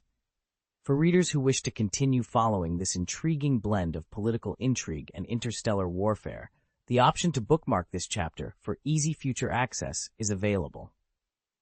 Fans of Star Wars: The Fourth Natural Disaster are encouraged to share this novel with friends across various platforms, such as QQ, blogs, and WeChat, in support of the story. Vol. 2, Chapter 393, Colonial Expansion. In the Galactic Republic, the political landscape is often shaped by the interests of the planets that its members represent. The New Circle faction, primarily composed of representatives from the Outer Ring star regions and non-human planets, seeks to amplify their voice in a galaxy where human supremacy has long been the norm. This supremacy stems from humanity's early rise as a dominant race in the Milky Way, leading to a galaxy where many inner and mid-circle planets are steeped in human civilization. Consequently, non-human Outer Ring planets face discrimination, fueling the New Circle faction's resolve. Francis Underwood has been instrumental in supporting the New Circle faction, particularly during the Speaker election. His efforts to counteract Schiff Palpatine's corruption and smear campaign not only salvaged Congressman Tim's political career, but also solidified his leadership within the faction. Despite Senator Tim being the nominal leader, it is Francis who masterminds their political strategies, effectively becoming the faction's true leader. Interestingly, a subtle understanding exists between Francis and Palpatine. While they engage in public disputes, they stop short of an outright confrontation, using their rivalry to consolidate their respective political factions. These skirmishes are less about winning arguments and more about demonstrating political acumen, attracting like-minded allies in the process. Meanwhile, Claire Underwood has been making significant strides with the Outer Ring Star Region Mutual Aid Fund. Over 4 years, the fund has grown substantially, aiding over 200 planets and collaborating with more than 1,000 others. With the political climate growing increasingly hostile under Speaker Palpatine, especially towards Outer Ring planets, Claire's initiatives have become a beacon of hope. The fund has launched 2 major rescue plans, one providing refuge for those fleeing famine and war, and another offering employment opportunities in new interstellar mines and development projects. These efforts not only offer immediate relief, but also promise a better future for those with skills, including provisions for their families. Claire's transparency regarding the working conditions in these mines and development areas has been crucial in dispelling any concerns of exploitation, distinguishing her efforts from the nefarious slave trade. Her leadership and the fund's reputation have been pivotal in these endeavors, showcasing a commitment to improving the lives of those in the Outer Ring star regions. Through their respective efforts, both Francis and Claire Underwood are reshaping the political and social landscape of the galaxy, championing the cause of the marginalized and challenging the status quo. Their actions underscore a broader narrative of resistance and reform, setting the stage for a new chapter in the galaxy's history. 2 strategies were implemented to increase the population. Over time, a significant number of refugees and workers naturally became members of the Fourth Civilization. The mining planet recently inaugurated by the Fourth Civilization, akin to the Endor galaxy, is situated in the model sector but lies closer to the sector's core. This galaxy, named Kuna's Tooth, is part of the Kuna star cluster. The cluster comprises several galaxies, including Kuna's Eye, Kuna's Teeth, Kuna's Fist, Kuna's Horn, Kuna's Tail, Kuna's Heart, Kuna's Scales, and Kuna's Esophagus, forming a nascent star cluster. Tang Xiao chose to establish a mine in this location, leveraging the legacy of the Damask holding group he had previously acquired. The mine, developed through substantial financial and material investment, was selected partly because it resides within the model sector, allowing for protection by the Dawn planet. Within the Kuna's Tooth galaxy lies a planet also named Kuna's Teeth, boasting the galaxy's most hospitable environment. It features a thin yet benign atmosphere and relatively stable geological activity. The planet's environment, NT, reminiscent of Mars, harbors extensive frozen groundwater reserves and is rich in mineral resources. To make this planet habitable, the construction of fully enclosed residential areas is necessary. Interestingly, small residential areas established by criminals and bounty hunters already exist on the planet. Moreover, Tang Xiao has plans for atmospheric and environmental transformation projects to further enhance living conditions. The Kuna cluster represents Tang Xiao's chosen direction for colonization and expansion, given the limited scope of the Endor galaxy, which houses only 2 habitable planets, Dawn Planet and Cave Bill, both of which are asteroids. In this expansion endeavor, Tang Xiao collaborated with the Semirs, a race he grew increasingly fond of. The Semirs, numerous and industrious, proved to be strong, compliant, and technologically advanced. Their representative, Thunbach Tula, had no qualms as long as financial compensation was sufficient. An assessment of the Kuna star cluster revealed its significant developmental potential. 4 galaxies within the cluster, Teeth, Tail, Horn, and Fist, each contain habitable planets, while the Eye of Kuna, a newly formed galaxy, is rich in rare minerals. Securing control over the Kuna star cluster would provide the Fourth Civilization with a stable foundation, eliminating the need to defensively cling to the small expanse of the Endor galaxy and its lack of strategic depth. To facilitate the colonization efforts on Kuna's Tooth planet, Tang Xiao also acquired 5 Lucrehook-class cargo ships from the Trade Alliance. These were not the modified battleship variants, but purely cargo ships. By the second half of 31 BBY, the first group of 500,000 individuals recruited from the Outer Ring star region arrived at Kuna's Teeth aboard a Lucrehook-class cargo ship. For ease of future reading, you can click Favorites below to bookmark this reading session, Chapter 395, Colonial Expansion, allowing for easy access from your bookshelf next time. If you enjoy Star Wars: The Fourth Natural Disaster, please consider recommending this book to your friends via QQ, blog, WeChat, etc. Your support is greatly appreciated. Vol 2, Chapter 394, Thornhill's Nightmare.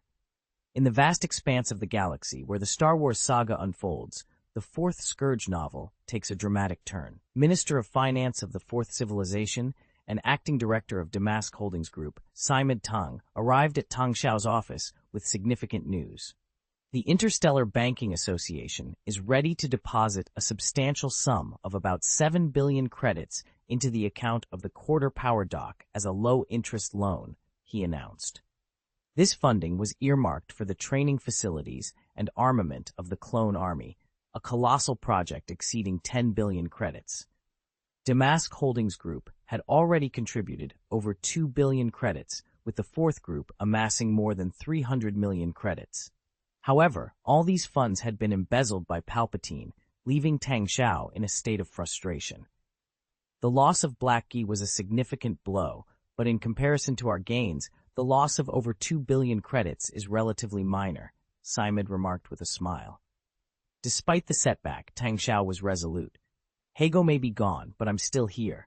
Palpatine has manipulated the trade union to serve his ends, but I won't allow the Interstellar Banking Association to fall under his sway as well, he declared, his tone icy. It seems I must seek out Thornhill. Simon nodded, understanding the gravity of the situation. The Hill family, prominent among the Moon people, boasts a long and storied history, yet such a history often harbors many vulnerabilities. I have some information that, while it may not be enough to topple Sand Hill, could certainly make his life exceedingly uncomfortable. On the planet Murinster, in the capital city of Harnaden, the Moon people thrived, and the Interstellar Banking Association had its headquarters. Sand Hill, after enjoying a lavish banquet, staggered back to his room, buoyed by the anticipation of spending the night with two exquisite Twi'lek beauties. At the prime age of his 30s, Sand Hill was at the peak of his vitality. Despite the Moon people's lifelong preoccupation with wealth accumulation, he never neglected his personal pleasures. However, the warm and tender reception he expected was conspicuously absent. Upon entering his room, he found the Twi'lek women kneeling on one knee, offering a respectful salute, as though awaiting someone else's arrival. "What are you doing?" Sand Hill demanded, perplexed. The women remained silent, their attention fixed not on him, but on the doorway through which he had just entered. A sense of dread washed over Sand Hill. He spun around, intending to call for his bodyguards, only to discover that his voice had deserted him. Then, to his utter horror, his bodyguards entered the room without his command, their expressions vacant. They positioned themselves across from each other, knelt on one knee, and welcomed an unseen visitor. Sand Hill's heart raced with fear. Murinster, especially its capital, was known for its stringent security measures. The loyalty and training of his bodyguards were beyond question. How could such a breach occur? The sound of slow, deliberate footsteps broke the silence. A figure shrouded in a black cloak entered, bringing with it a chilling breeze and a swarm of black, wailing spirits. Their faces twisted in agony, their cries silent yet piercingly clear in Sand Hill's mind. Overwhelmed by fear, Sand Hill fell to his knees. The figure before him seemed a harbinger of death itself. Never had he felt so close to the end. The cloaked figure's face remained hidden, his presence enigmatic and terrifying. "Sand Hill, very good," the figure spoke slowly, his voice resonating with a cold, ominous timbre. Sand Hill felt an overwhelming presence envelop him from all directions, as if it penetrated directly into his mind. Suddenly, his voice returned to him, albeit trembling. Who are you? How did you enter? Here." "If EG could enter, so can I," the man replied coldly. Sand Hill collapsed to the ground, attempting to scoot away, but after a few futile attempts, he felt an invisible force pulling him back. His teeth chattered as he asked, Are you from Black Gi's people?" The man did not directly answer his question. Instead, he posed his own. "The Interstellar Banking Association recently approved a 7 billion credit loan at a low interest rate to Quarter Power Dock. How did you come to know of this?" How do you know about that?" Sand Hill stammered. "Speak." This was a project left behind by Mr. Black G.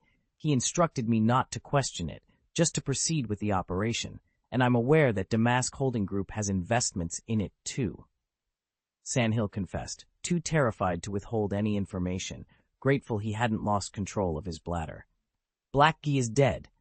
Hiji is dead, but his will persists. His plans are still in motion. Sandhill managed to regain some composure, beginning to wonder if this fearsome individual had ties to the deceased Higeta Musk too. If their relationship was favorable, perhaps he could spare his life, considering he was also a beneficiary of Hige's support. However, the man's next words left Sandhill utterly dumbfounded. Black G's plan involved you joining Count Dooku's separatist movement, supporting their fight against the Galactic Republic, and then profiting from betting on both sides of the war, correct? Sandhill's face, already pale, lost all color. He hesitated, too afraid to utter a word. He knew that admitting to such a scheme would spell disaster for him. But the visitor seemed indifferent to his fear and continued, "So, are you familiar with Darth Plagueis?" Sandhill's body shook once more, and he remained silent, too frightened to speak on the matter. "It appears you are aware. Then, you must also know that Darth Plagueis was murdered by his apprentice, Darth Sidious?" The man pressed on. Sandhill shook his head frantically. He genuinely didn't know this, and was terrified to learn more. "Let me clarify the relationship for you. Sidious killed Plagueis, then took Plagueis' plan for himself, and now Count Dooku is merely Sidious's apprentice, acting on his behalf." Sandhill's expression shifted dramatically as he quickly pieced together the connections. "You mean Count Dooku is just a facade? The one truly orchestrating everything is Sidious?" For easier future reference, you can bookmark this page to quickly access this chapter, Chapter 396, Sandhill's Nightmare, when you return. If you've enjoyed Star Wars: The Fourth Natural Disaster, consider recommending this book to your friends via QQ, blog, WeChat, etc. Thank you for your support. Vol 2, Chapter 395, Shadow Director. In light of Hige's demise, the Interstellar Banking Association has transitioned from being a participant in this scheme to merely a pawn, the mysterious figure stated icily. "I have one more question for you, one concerning Darth Sidious, the one who eliminated Higo. Do you honestly believe you have a role in his grand design? Who are you? How do you possess such knowledge? What are your intentions?" Thornhill demanded, his voice echoing with a mix of fear and confusion. "You must grasp one crucial fact. This war is inevitable. However, the reasons behind it and the manner in which it unfolds, that is something you need to ponder," the man advised, his form beginning to fade into the shadows. His voice lingered in the air. "As for me, I am Darth Marthael, another disciple of Darth Plagueis and his rightful heir. It would be wise not to cross me, Thornhill. I am well versed in your secrets. Should I choose to act, your tenure as co-chairman will be abruptly cut short." A document fragment fluttered to the floor. Sandhill scrambled to retrieve it, only to discover it detailed an economic scandal he had orchestrated during his campaign for co-chairmanship. In a panic, he shredded the document and consumed the pieces, a desperate attempt to erase the evidence of his misdeeds. Meanwhile, the bodyguard and two women who had been silently kneeling earlier rose to their feet and departed with vacant expressions. The bodyguard closed the door gently behind him. The women removed their veils and returned to the bedroom, adopting provocative poses and writhing on the bed like serpents. It was as if the earlier confrontation had never occurred. Upon entering, two Twi'lek beauties approached Thornhill, offering to relieve him of his sweat-drenched coat. However, Sandhill, overwhelmed by paranoia and anger, shoved the women aside and bellowed, "Leave! Get out now!"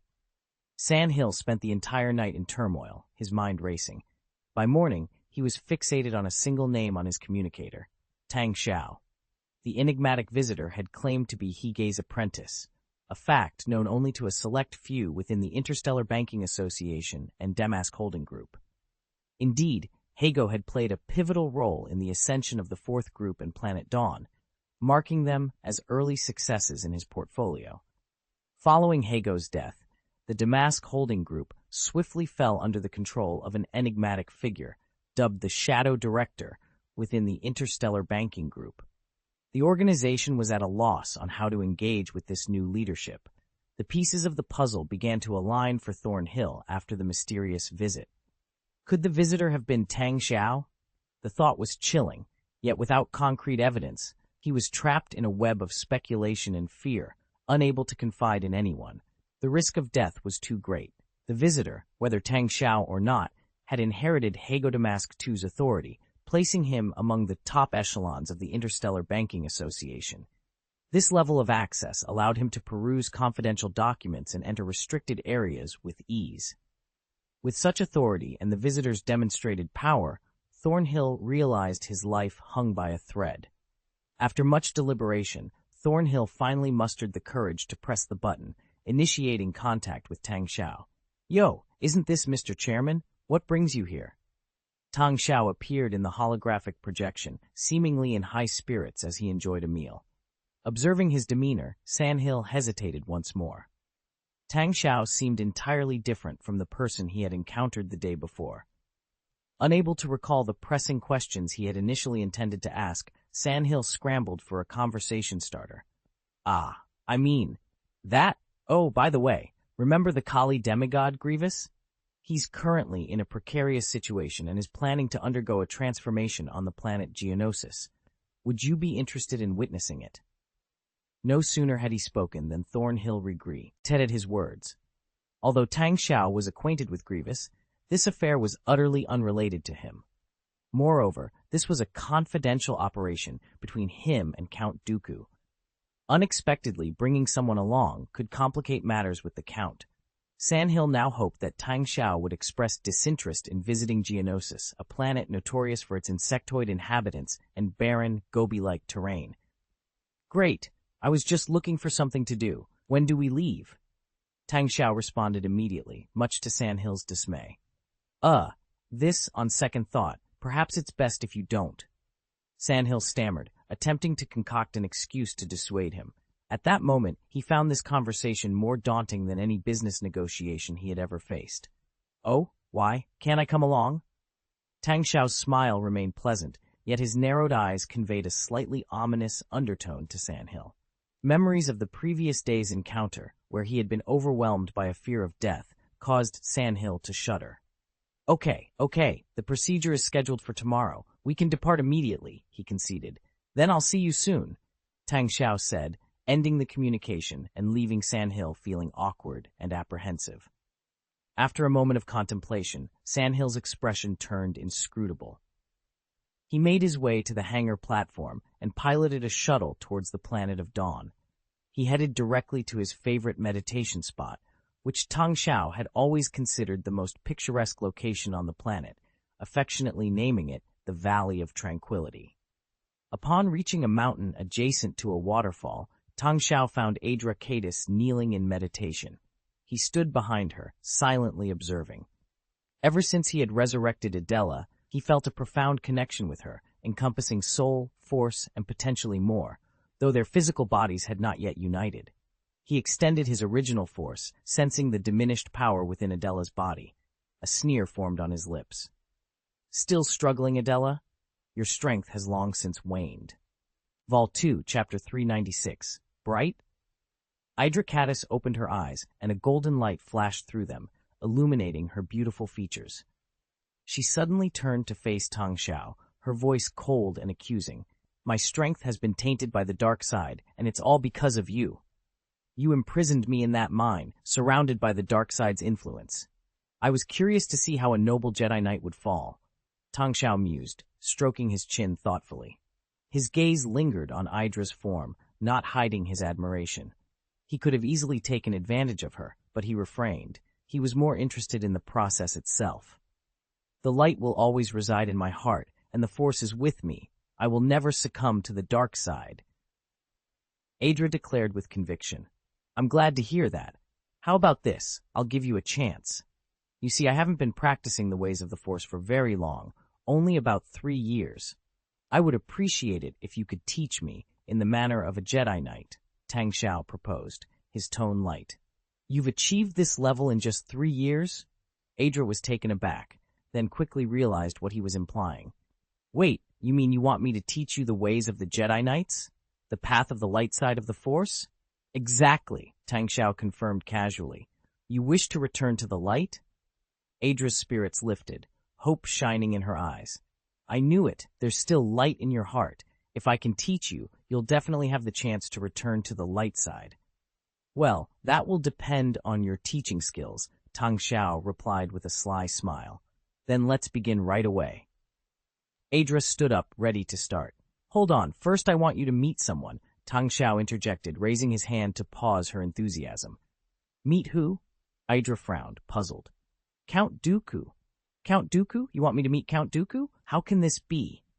I mean, I've already.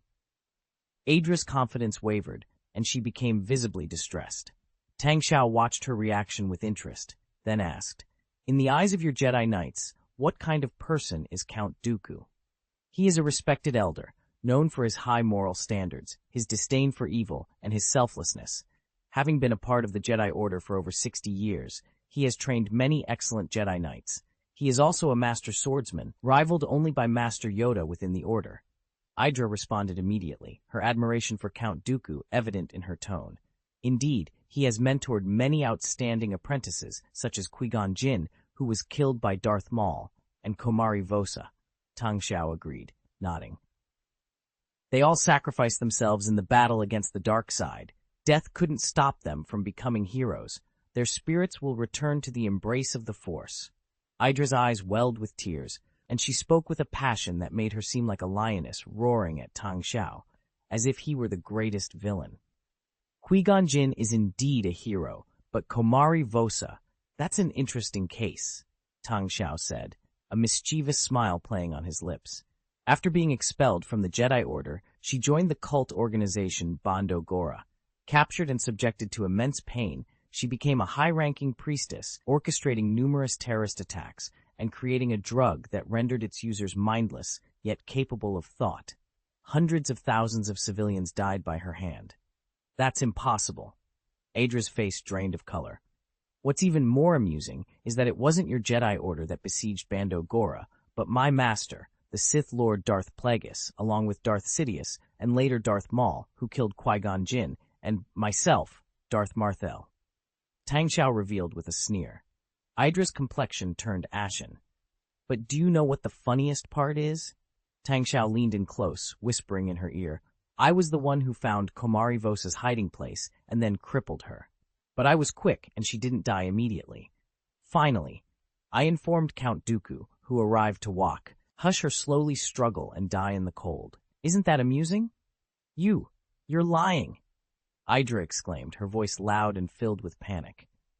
By the way, I didn't just... Tang Xiao inquired. You're aware that Count Dooku has left the Jedi Order and is initiating a separatist movement, correct? Adela seemed somewhat uncertain as she responded. It's merely a differing viewpoint. Count Dooku has always acted in the Republic's best interests. Tang Xiao reassured her. So, there's no need for fear. Since he's no longer a Jedi Knight, he won't pose a threat to you, even if you've been tainted by the dark side. I haven't succumbed to the dark side. I was merely corrupted by its power. Adra exclaimed with fervor. A priest-class shuttle emerged from hyperspace, arriving in a desolate galaxy where it was met by a formation of 3 Interstellar Banking Association generous-class communication frigates. Without hesitation, the shuttle proceeded to dock in the hangar of the leading, more advanced Generosity-class frigate. San Hill, the co-chairman of the Interstellar Banking Association, awaited their arrival with a retinue of hundreds. As the shuttle doors opened, Tang Xiao and Idracatus disembarked. San Hill approached with a forced smile, though his eyes betrayed a deep-seated fear of Tang Xiao. Maintaining a cautious distance, he inquired, And who might this be? Casting a curious glance at Adra. She serves as my bodyguard and secretary, Tang Xiao stated nonchalantly. Sandhill scrutinized Adra with a speculative gaze before the fleet set off once more, this time heading towards the remote Artanis sector in the galaxy's outer rim, to the planet Geonosis. Geonosis, the Geonosians' homeworld, is an arid, barren world dominated by a khaki-colored Gobi Desert. Despite its diameter of 11,370 kilometers, low gravity, and high atmospheric density, the planet is frequently battered by massive dust storms and solar radiation storms, thanks to its weak magnetic field. The landscape is marked by towering spires, sculpted by natural wind erosion, which serve as the entrances and exits to the Geonosians' underground nests. Contrary to what one might assume from its desolate surface, Geonosis is a bustling hub of population and industry. The Geonosians, with their ant-like tendencies, have constructed dense underground nests. The planet's surface, dotted with what appear to be wind-eroded spires, actually conceals a vast subterranean world. Indeed, the entire planet has been transformed into a colossal foundry, housing a staggering population of 100 billion Geonosians. Upon their arrival, San Hill, Tang Xiao, and their entourage descended onto the planet of Geonosis, entering through one of the towering minarets. As they ventured in, swarms of Geonosians emerged from the myriad holes that pocked the walls, their curiosity piqued by the newcomers. Attachment 1 of the Easter egg chapter, Geonosians. Vol 2, Chapter 397, a crucial entry. Descending into the heart of the planet, Tang Xiao, San Hill, and their companions rode an elevator down to a base situated over 2,000 meters beneath the surface. Upon their arrival, several armored Geonosian warriors equipped with sonic blasters approached. Speaking in a heavily accented galactic standard, they respectfully directed, "Archduke Poggle and Count Dooku are currently in the medical laboratory. Please, follow us." Inside the medical laboratory, 2 medical pods were prominently displayed. One contained a barely recognizable mass of flesh, only the chest area remained somewhat intact, with various machines working tirelessly to sustain its fragile life. The other pod held a more complete figure, a body dressed in a simple sackcloth robe. The face, weathered with age and adorned with a goatee, belonged unmistakably to a Jedi. Archduke Poggle the Lesser and Count Dooku were both present. Upon noticing the arrival of Tang Xiao and Idra, figures unfamiliar to them, Poggle muttered a few words in the Geonosian tongue. Count Dooku, catching sight of the newcomers, turned with a smile. "Ah, if it isn't the governor of Dawn Planet?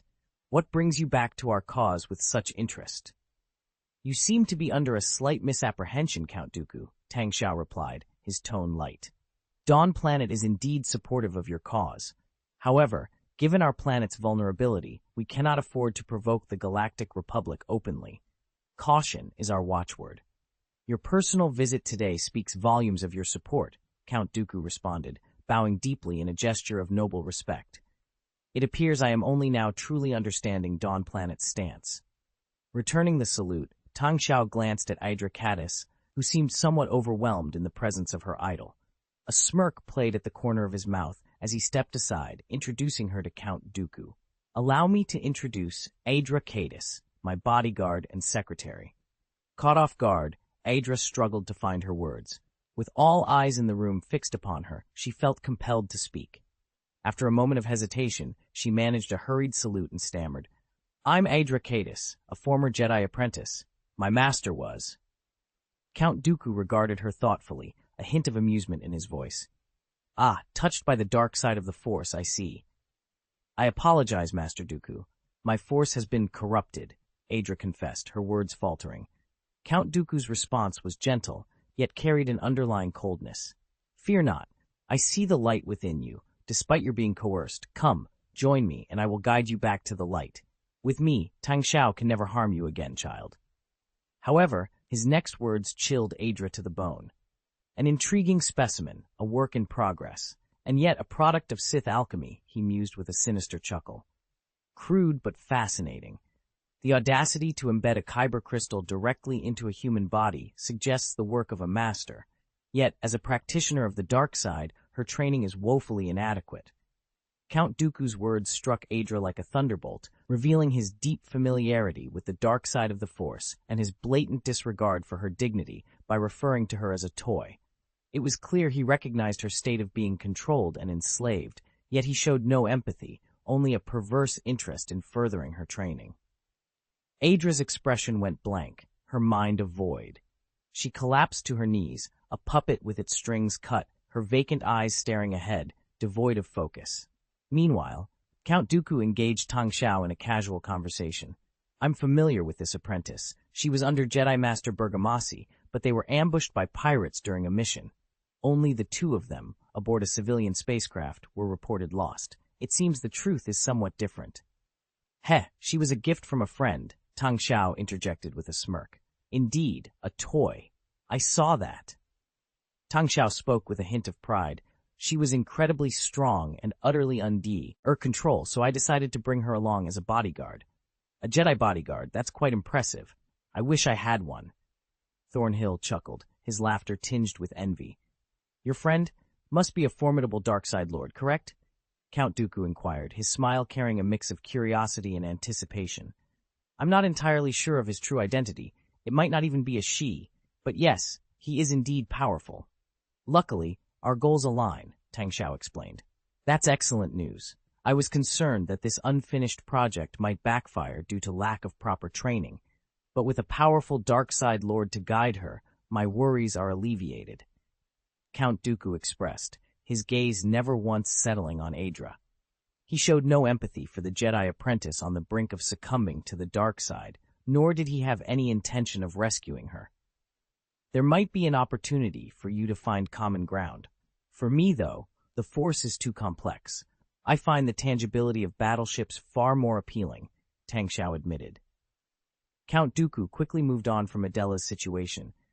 Indeed, a battleship is only as good as its commander. However, the galaxy has been at peace for too long, and most of the finest commanders are with the Naval Academy, serving the Republic. To stand on equal footing with the Republic, we need such talent, or rather, a general of exceptional caliber. I've heard from Lord Hill about Grievous. The Kali people revere him as a demigod, Tang Xiao mentioned casually. Yes, that's the one, Count Dooku confirmed, referring to the figure in the medical cabin with a detached it. It won't survive much longer, not even with the most advanced medical care. Fortunately, I've recently acquired the body of a Jedi Master, which presents an opportunity to experiment with my rudimentary Sith alchemy. Adelicatus gazed in shock at the corpse across from the mass of flesh. Isn't that Master Cipher Dias? Indeed, the poor Darkside's plaything. He was Master Cipher Dias, recently slain by my hand, Count Dooku stated coldly. He will make his final contribution to this decaying republic by awakening a formidable general. Ha! Grievous is the finest commander I've ever encountered. He led a civilization armed with primitive weapons to defeat an interstellar civilization and even managed a counterattack on their home planet. He is precisely what we need, Thornhill exclaimed with glee. He will deliver a devastating blow to the Republic. Vol. 2, Chapter 3 and 98, The Collapse of Faith. Master Cipher Dias was killed by me, Count Dooku declared, his words striking Adelicatus like a sledgehammer to the heart. She found herself unable to accept this harsh truth, her lips parting but no sound emerging. Her initial excitement at meeting Master Dooku had been brutally crushed by the cruel reality of his confession. However, her shock went unnoticed, as everyone's focus had shifted entirely to Count Dooku. They watched intently as he began to connect the equipment to two medical cabins, initiating the process of thawing Master Cipher Dias's body to extract his fibril-rich blood.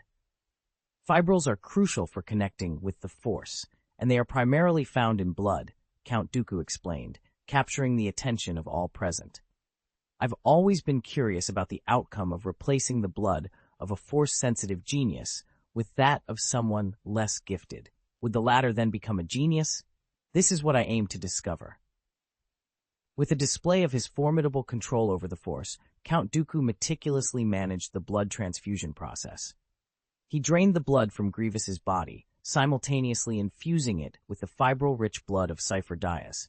His precision and care were evident, even as he cautiously avoided exerting too much force to remain undetected. Tang Xiao observed with keen interest. His understanding of Count Dooku's actions was deep, recognizing it as a rare lesson from a master of the craft. It was clear that Count Dooku's technique was derived from Darth Plagueis's teachings, passed down through Darth Sidious. Despite the limited time to perfect his skills, Count Dooku's profound grasp of the Force compensated for any lack of finesse. As Count Dooku continued his delicate operation, monitoring Grievous's remaining organs and ensuring a seamless transition of blood, Tang Xiao couldn't help but admire the skill involved. This was the hallmark of a top Jedi Master's control. The transfusion took about half an hour, a process that didn't require any instrumental monitoring for someone as attuned to the life force as Tang Xiao. He could sense that Grievous was no longer in peril, marking Count Dooku's operation a success. However, Tang Xiao couldn't help but feel a sense of irony. The secrets of the Force cannot be simplified to mere addition and subtraction. Count Dooku, he thought, a smirk playing on his lips. As if confirming Tang Xiao's thoughts, Count Dooku expressed disappointment. No, although Cypher Dyas's blood saved Grievous, the innate Force talent was not transferred. This outcome was expected. Tang Xiao mused that if manipulating the Force were that straightforward, Darth Plagueis wouldn't have dedicated his life to the quest for immortality. Plagueis's experiments, which involved transferring the blood of a Force-sensitive individual to a non-sensitive one, had consistently failed. The recipients either died instantly or survived without any ability to wield the Force. Thus, while the blood of a Force-sensitive individual contains fibrils, it does not carry the essence of their talent, a mystery that even Plagueis struggled to unravel. Both Tang Xiao and Plagueis understood that abandoning their physical forms without solving this enigma would mean relinquishing their connection to the Force. In a dimly lit chamber, the air was thick with anticipation and the hum of advanced machinery. Archduke Poggle the Lesser, a Geonosian of notable rank, addressed the assembly with a voice that, due to the unique structure of his species' vocal organs, carried an odd, snoring-like quality when he spoke Galactic Basic. There's nothing to be done about his lack of Force sensitivity. I will employ the most sophisticated technology to construct a body for Grievous. Even without the Force, he will possess the capabilities to eliminate a Jedi, he declared. Count Dooku, standing with an air of aristocratic confidence, responded, I trust that the body you promise will be as formidable as you claim, Archduke Poggle. Grievous is central to our plans. He will command our formidable droid army and obliterate our adversaries, including the Republic. His gaze swept over those present, pausing on Tang Xiao and then on San Hill. This undertaking is critical. It signifies that the Jedi Knights will become our adversaries. No one understands the Jedi better than I do. They possess the uncanny ability to strike when least expected. Approaching Grievous's medical capsule, Count Dooku gently brushed his hand against the glass cover. And my general must not fall to a Jedi Knight, he stated firmly. The rest falls to you, Archduke Poggle. Repair him, then convince him to embrace our cause. I will remain on Geonosis for the time being, Dooku instructed, his tone leaving no room for debate. Amidst the tension, a soft voice emerged. The Jedi Knights are your enemies. But why? Master Dooku. Edra Caddis's confusion was palpable. Count Dooku, pausing at the threshold, turned to face Edra with a sneer. Why? Why shouldn't the Jedi be my enemies? You once devoted your life to the Jedi Order. You were a respected, gracious, and benevolent figure. Why turn against all that? Edra's voice broke, her emotions spilling over. And what of it? Dooku retorted sharply. Should I repeat the Jedi Order's mistakes and allow the revolution I spearhead to devolve into a second Galactic Republic? No, it shouldn't be this way. You've deceived me. Edra's despair turned to fury, and she lunged forward, her hands crackling with the energy of impending lightning. The room erupted into chaos. Tang Xiao and San Hill, sensing the imminent conflict, scrambled for cover, ducking under a table as they fled the scene. Attachment 1 of the Easter egg chapter, The Rebirth of Grievous. Vol 2, Chapter 399.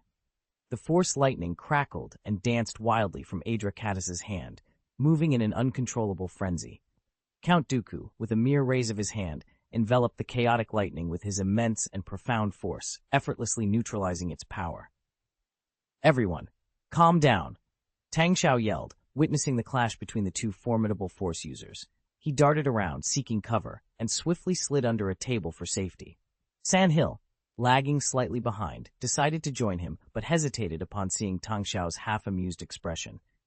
As San Hill awkwardly turned to leave, a computer mainframe crashed down in front of him, turning his face ashen with shock. Hurry! Stop her! Stop her! Tang Xiao frantically fumbled for a remote control, his hands shaking so much that he dropped it. Pointing at the remote on the ground, he desperately cried out, Quick! Press it! Press it! Why don't you press it yourself? San Hill stammered, equally panicked. Meanwhile, Count Dooku effortlessly parried Edra's erratic attacks, his voice cold and disdainful. As a tool, your performance is utterly lacking. If you cannot protect your master or be of any use, your only value is akin to that of a streetwalker. No, you bastard! You're not Master Dooku. You're not! Adra lashed out in a frenzy. Without a lightsaber and in her agitated state, she instinctively unleashed Force lightning, sending out wild electrical shocks. Suddenly, she let out a piercing scream and collapsed, writhing in agony. It turned out that Sandhill had pressed the button on the remote control Tang Xiao had dropped. Although the remote was essentially useless, Tang Xiao had previously placed a restriction on Adra that caused her soul to tear apart when the button was pressed. The excruciating pain seemed to emanate from everywhere and nowhere, leaving Adra rolling on the ground in torment. Sandhill, harboring a grudge against Adra for making a fool of him, pressed the remote control with a malicious fervor. Tang Xiao synchronized perfectly with his actions, continuing to torment Adra's soul. The poor Twi'lek girl's screams filled the air as she writhed helplessly on the ground. Eventually, she lacked even the strength to move or scream, collapsing in a heap, too pained to lose consciousness. Enough, enough! Tang Xiao feigned concern, rushing over to pull Sandhill away. You've killed her. How am I supposed to explain this to the Lord? Sandhill, suddenly recalling his actions, dropped the remote as if it were scorching hot. Count Dooku stood over Adra, his gaze cold and disdainful. A disobedient tool deserves punishment. Consider this a lesson on behalf of our Lord. Remember this pain as the cost of your defiance. Adra, drained of all strength, could only glare at Count Dooku with intense hatred, wishing she could tear him apart. Suddenly, Count Dooku's lightsaber activated, its blood-red blade casting a sinister glow on Adra's pale face, a stark symbol of a fallen Jedi. The man she revered, Count Dooku, once an esteemed elder of the Jedi Order, had succumbed to darkness. Next time, be sure to present your weapon, Count Dooku taunted, the tip of his lightsaber mere centimeters from Adra's eyes. Frozen with fear, Adra dared not move. With a sneer, Count Dooku retracted his lightsaber, his gaze shifting to Tang Xiao, who had just emerged from under the table. Despite the contempt and skepticism in his eyes, he remarked, "The skirmish was an amusing warm-up. Since Your Excellency Tang, Xiao was ushered into the living room, where he was invited to sample the cuisine of Geonosis as a means to alleviate the recent tension. We are on the verge of acquiring a formidable general and an intriguing toy," he was told. "Get her out of my sight. I can't bear to look at her any longer." Tang Xiao exclaimed in anger upon seeing Adra. At Archduke Pogel's gesture, two Geonosian warriors approached, lifting the barely conscious Adra and discarding her outside. Upon entering the living room, Tang Xiao was gray, headed by an elaborate dinner setup. However, his gaze fixed on a dish comprised of tentacles, each adorned with numerous eyes, rendering him speechless. The culinary offerings of Geonosis were, to put it mildly, an acquired taste. During the meal, Count Dooku appeared to be in high spirits. He inquired, "Your Excellency Tang Xiao, could you elaborate on the nature of your collaboration with the Fourth Group?" "We have a mutual agreement," Tang Xiao replied with a smile. "The Fourth Group aids in the development of our colony, and in return, we provide a portion of our output as compensation." "Interesting," Count Dooku mused, nodding. "I was informed by Newt Gunray yesterday about the Higra-class battlecruiser, a joint venture with the Fourth Group, which is nearing its trial phase. Would you be interested in witnessing it?" Feigning ignorance, Tang Xiao responded, "I'm aware of the project. It's been under development for less than a year, correct? And now it's ready for a trial run?" "Indeed, we're testing the prototype at the moment. It will require at least another year of fine-tuning before we can proceed to mass production. However, the progress we've made is truly remarkable, something unachievable under the Republic's cumbersome bureaucracy. This efficiency underscores that we are on the correct path, with victory within our grasp," Count Dooku explained, stroking his white beard thoughtfully. "How many Higra-class battlecruisers would be necessary to challenge the Republic?" Tang Xiao inquired. "While the Higra-class battlecruisers may not match the combat prowess of the Divine-class battlecruisers developed by the Trade Federation and Lundely Star Dynamics, they serve as an effective interim solution. Moreover, their lower production cost means more planets can fulfill OEM orders," Count Dooku elaborated, his preparations for war evident. "To confront the current Judiciary fleet, 500 Higra-class battlecruisers would suffice. However, to decisively defeat the entire Republic, we we would likely need upwards of 2,000 such vessels. It appears our victory is not as distant as it seems. Ha ha! Tang Xiao laughed heartily. Yet inwardly, he harbored doubts. Perhaps due to Darth Sidious's deliberate obfuscation, Count Dooku seemed to underestimate the Republic's industrial capabilities. Volume 2, Chapter 400, The Remnant. During the dinner, Tang Xiao reluctantly consumed some leaves that appeared somewhat edible. He was only partially satisfied when he stepped out into the open space outside the wind-eroded minaret. There, he found Adela Caddis lying on the ground, gazing at the stars. She had shifted to a more comfortable position, seemingly at peace despite the turmoil within her. Adela's soul had been torn and pained, causing her immense suffering at the moment, yet it inflicted no physical harm. The real battle was internal, a struggle that left her exhausted. For Adela, a girl who had been training with the Jedi Knight Order from birth, this represented the crumbling of her entire belief system. Tang Xiao might have been harsh with her, but it was her own confrontation with darkness that truly tested her. Her vulnerability was her deep emotions, a weakness Darth Maul exploited during their encounter. This emotional susceptibility kept her as an apprentice, despite her possessing the strength of a Jedi Knight. Following the death of her master, her capture, auction, and subsequent experiences filled her with fear, primarily the fear of death. Yet, what kept her from breaking was her belief in the light and her pursuit of it. However, witnessing Count Dooku, a symbol of the light, fall from grace shattered her resolve. Tang Xiao, approaching from behind, noticed the tears streaming down her cheeks. "Go back to the spaceship and eat something," he said, his voice devoid of warmth. "I'd rather starve to death here," Adela retorted, turning her face away. Ignoring her protest, Tang Xiao lifted her in a princess carry and headed towards the spaceship. Initially, Adela wanted to resist, but the warmth from Tang Xiao's chest made her hesitate. Perhaps she feared his potential for cruelty more than anything else. Her lack of resistance was a temporary surrender, a lie she told herself to cope. Contrary to Adela's fears, upon returning to the spacecraft, Tang Xiao's actions were cold and unyielding. He dropped her to the ground and sternly instructed, "Go to the warehouse and find something to eat. Otherwise, I'll starve you to death, revive you, and repeat the process 20 times. He then locked her in the warehouse and left. Tang Xiao returned to the underground base.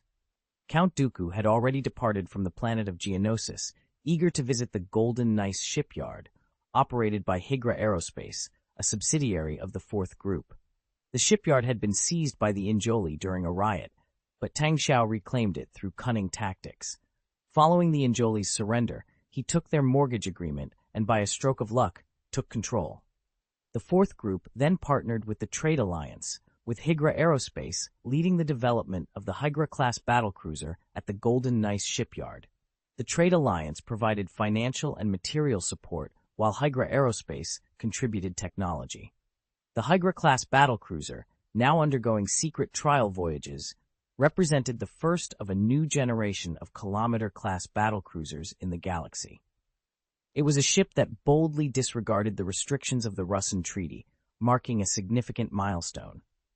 Count Dooku's haste was understandable, yet Tang Xiao suspected that the existence of the Higra-class battlecruiser was already known to Speaker Palpatine. Both Newt Gunley and Count Dooku were, after all, Palpatine's pawns.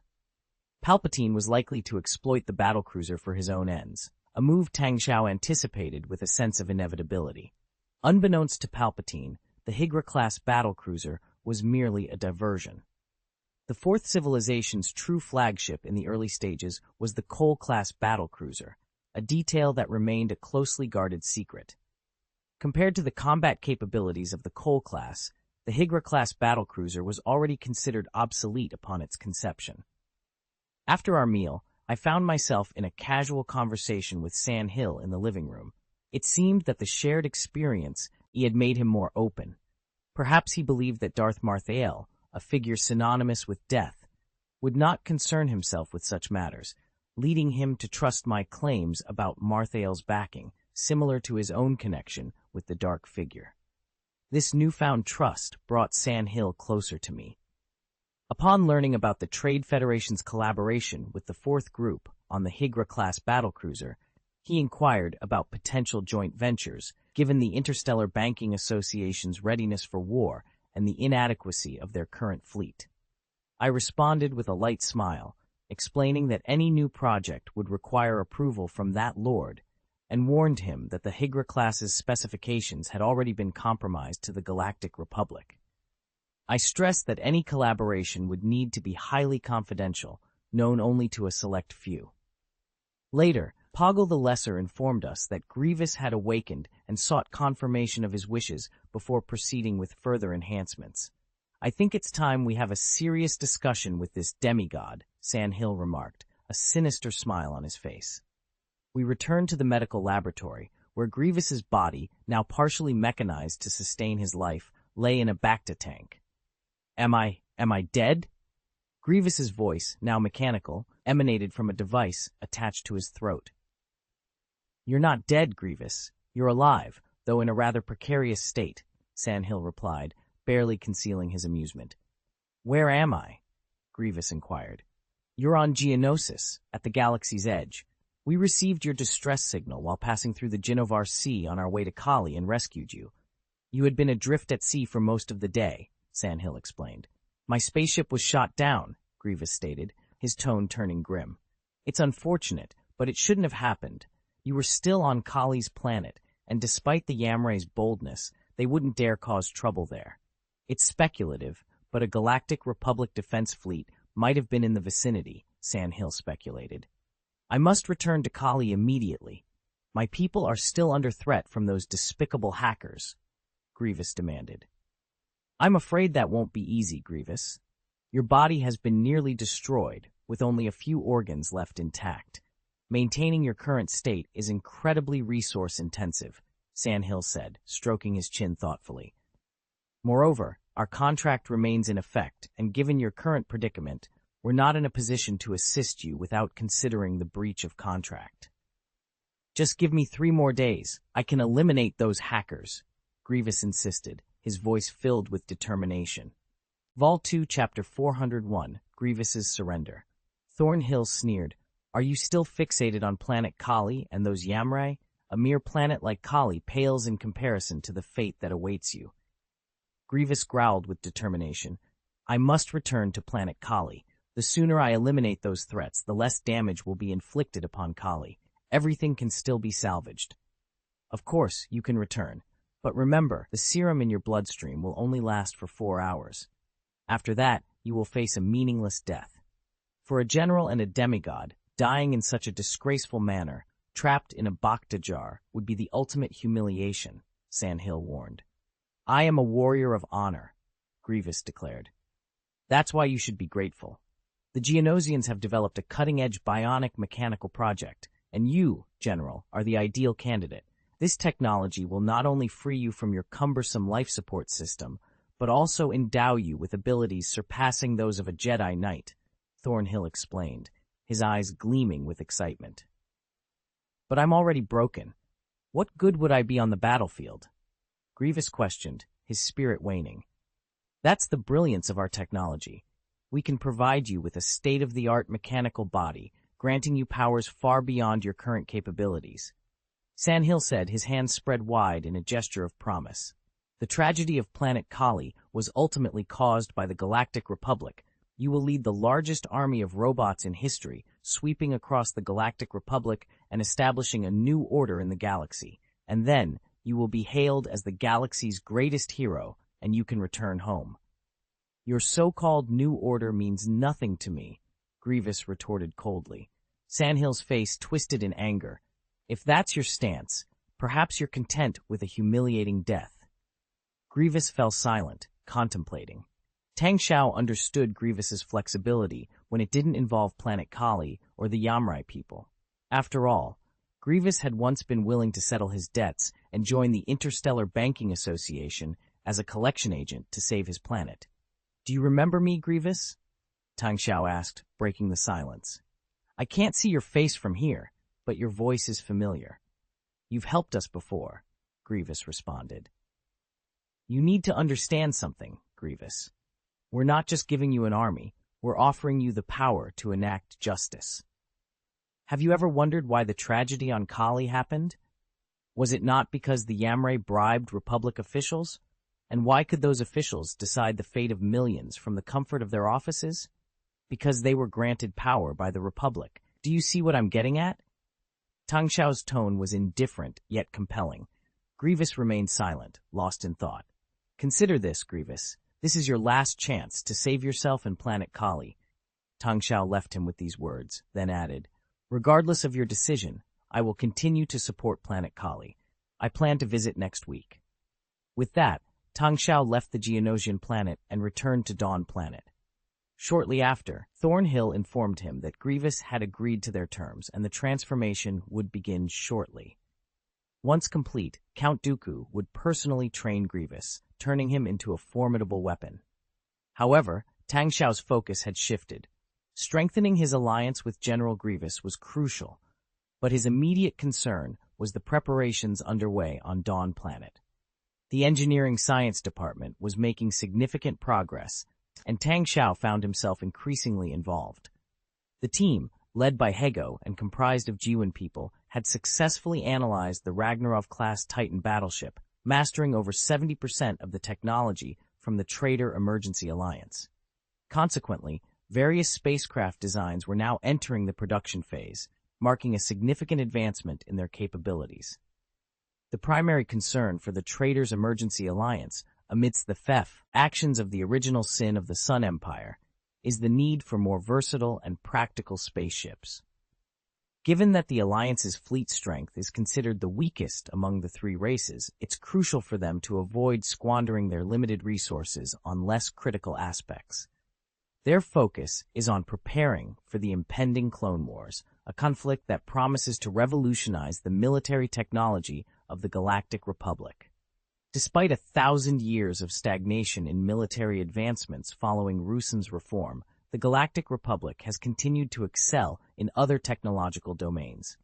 The onset of the Clone Wars presents a fresh battlefield, compelling the Republic to relearn and innovate in warfare tactics, officer training, ship design, logistics, and beyond. This period marks the transition from the outdated Chaser-class battlecruisers to the more advanced Imperial and Victory-class Star Destroyers, showcasing significant progress in warship evolution.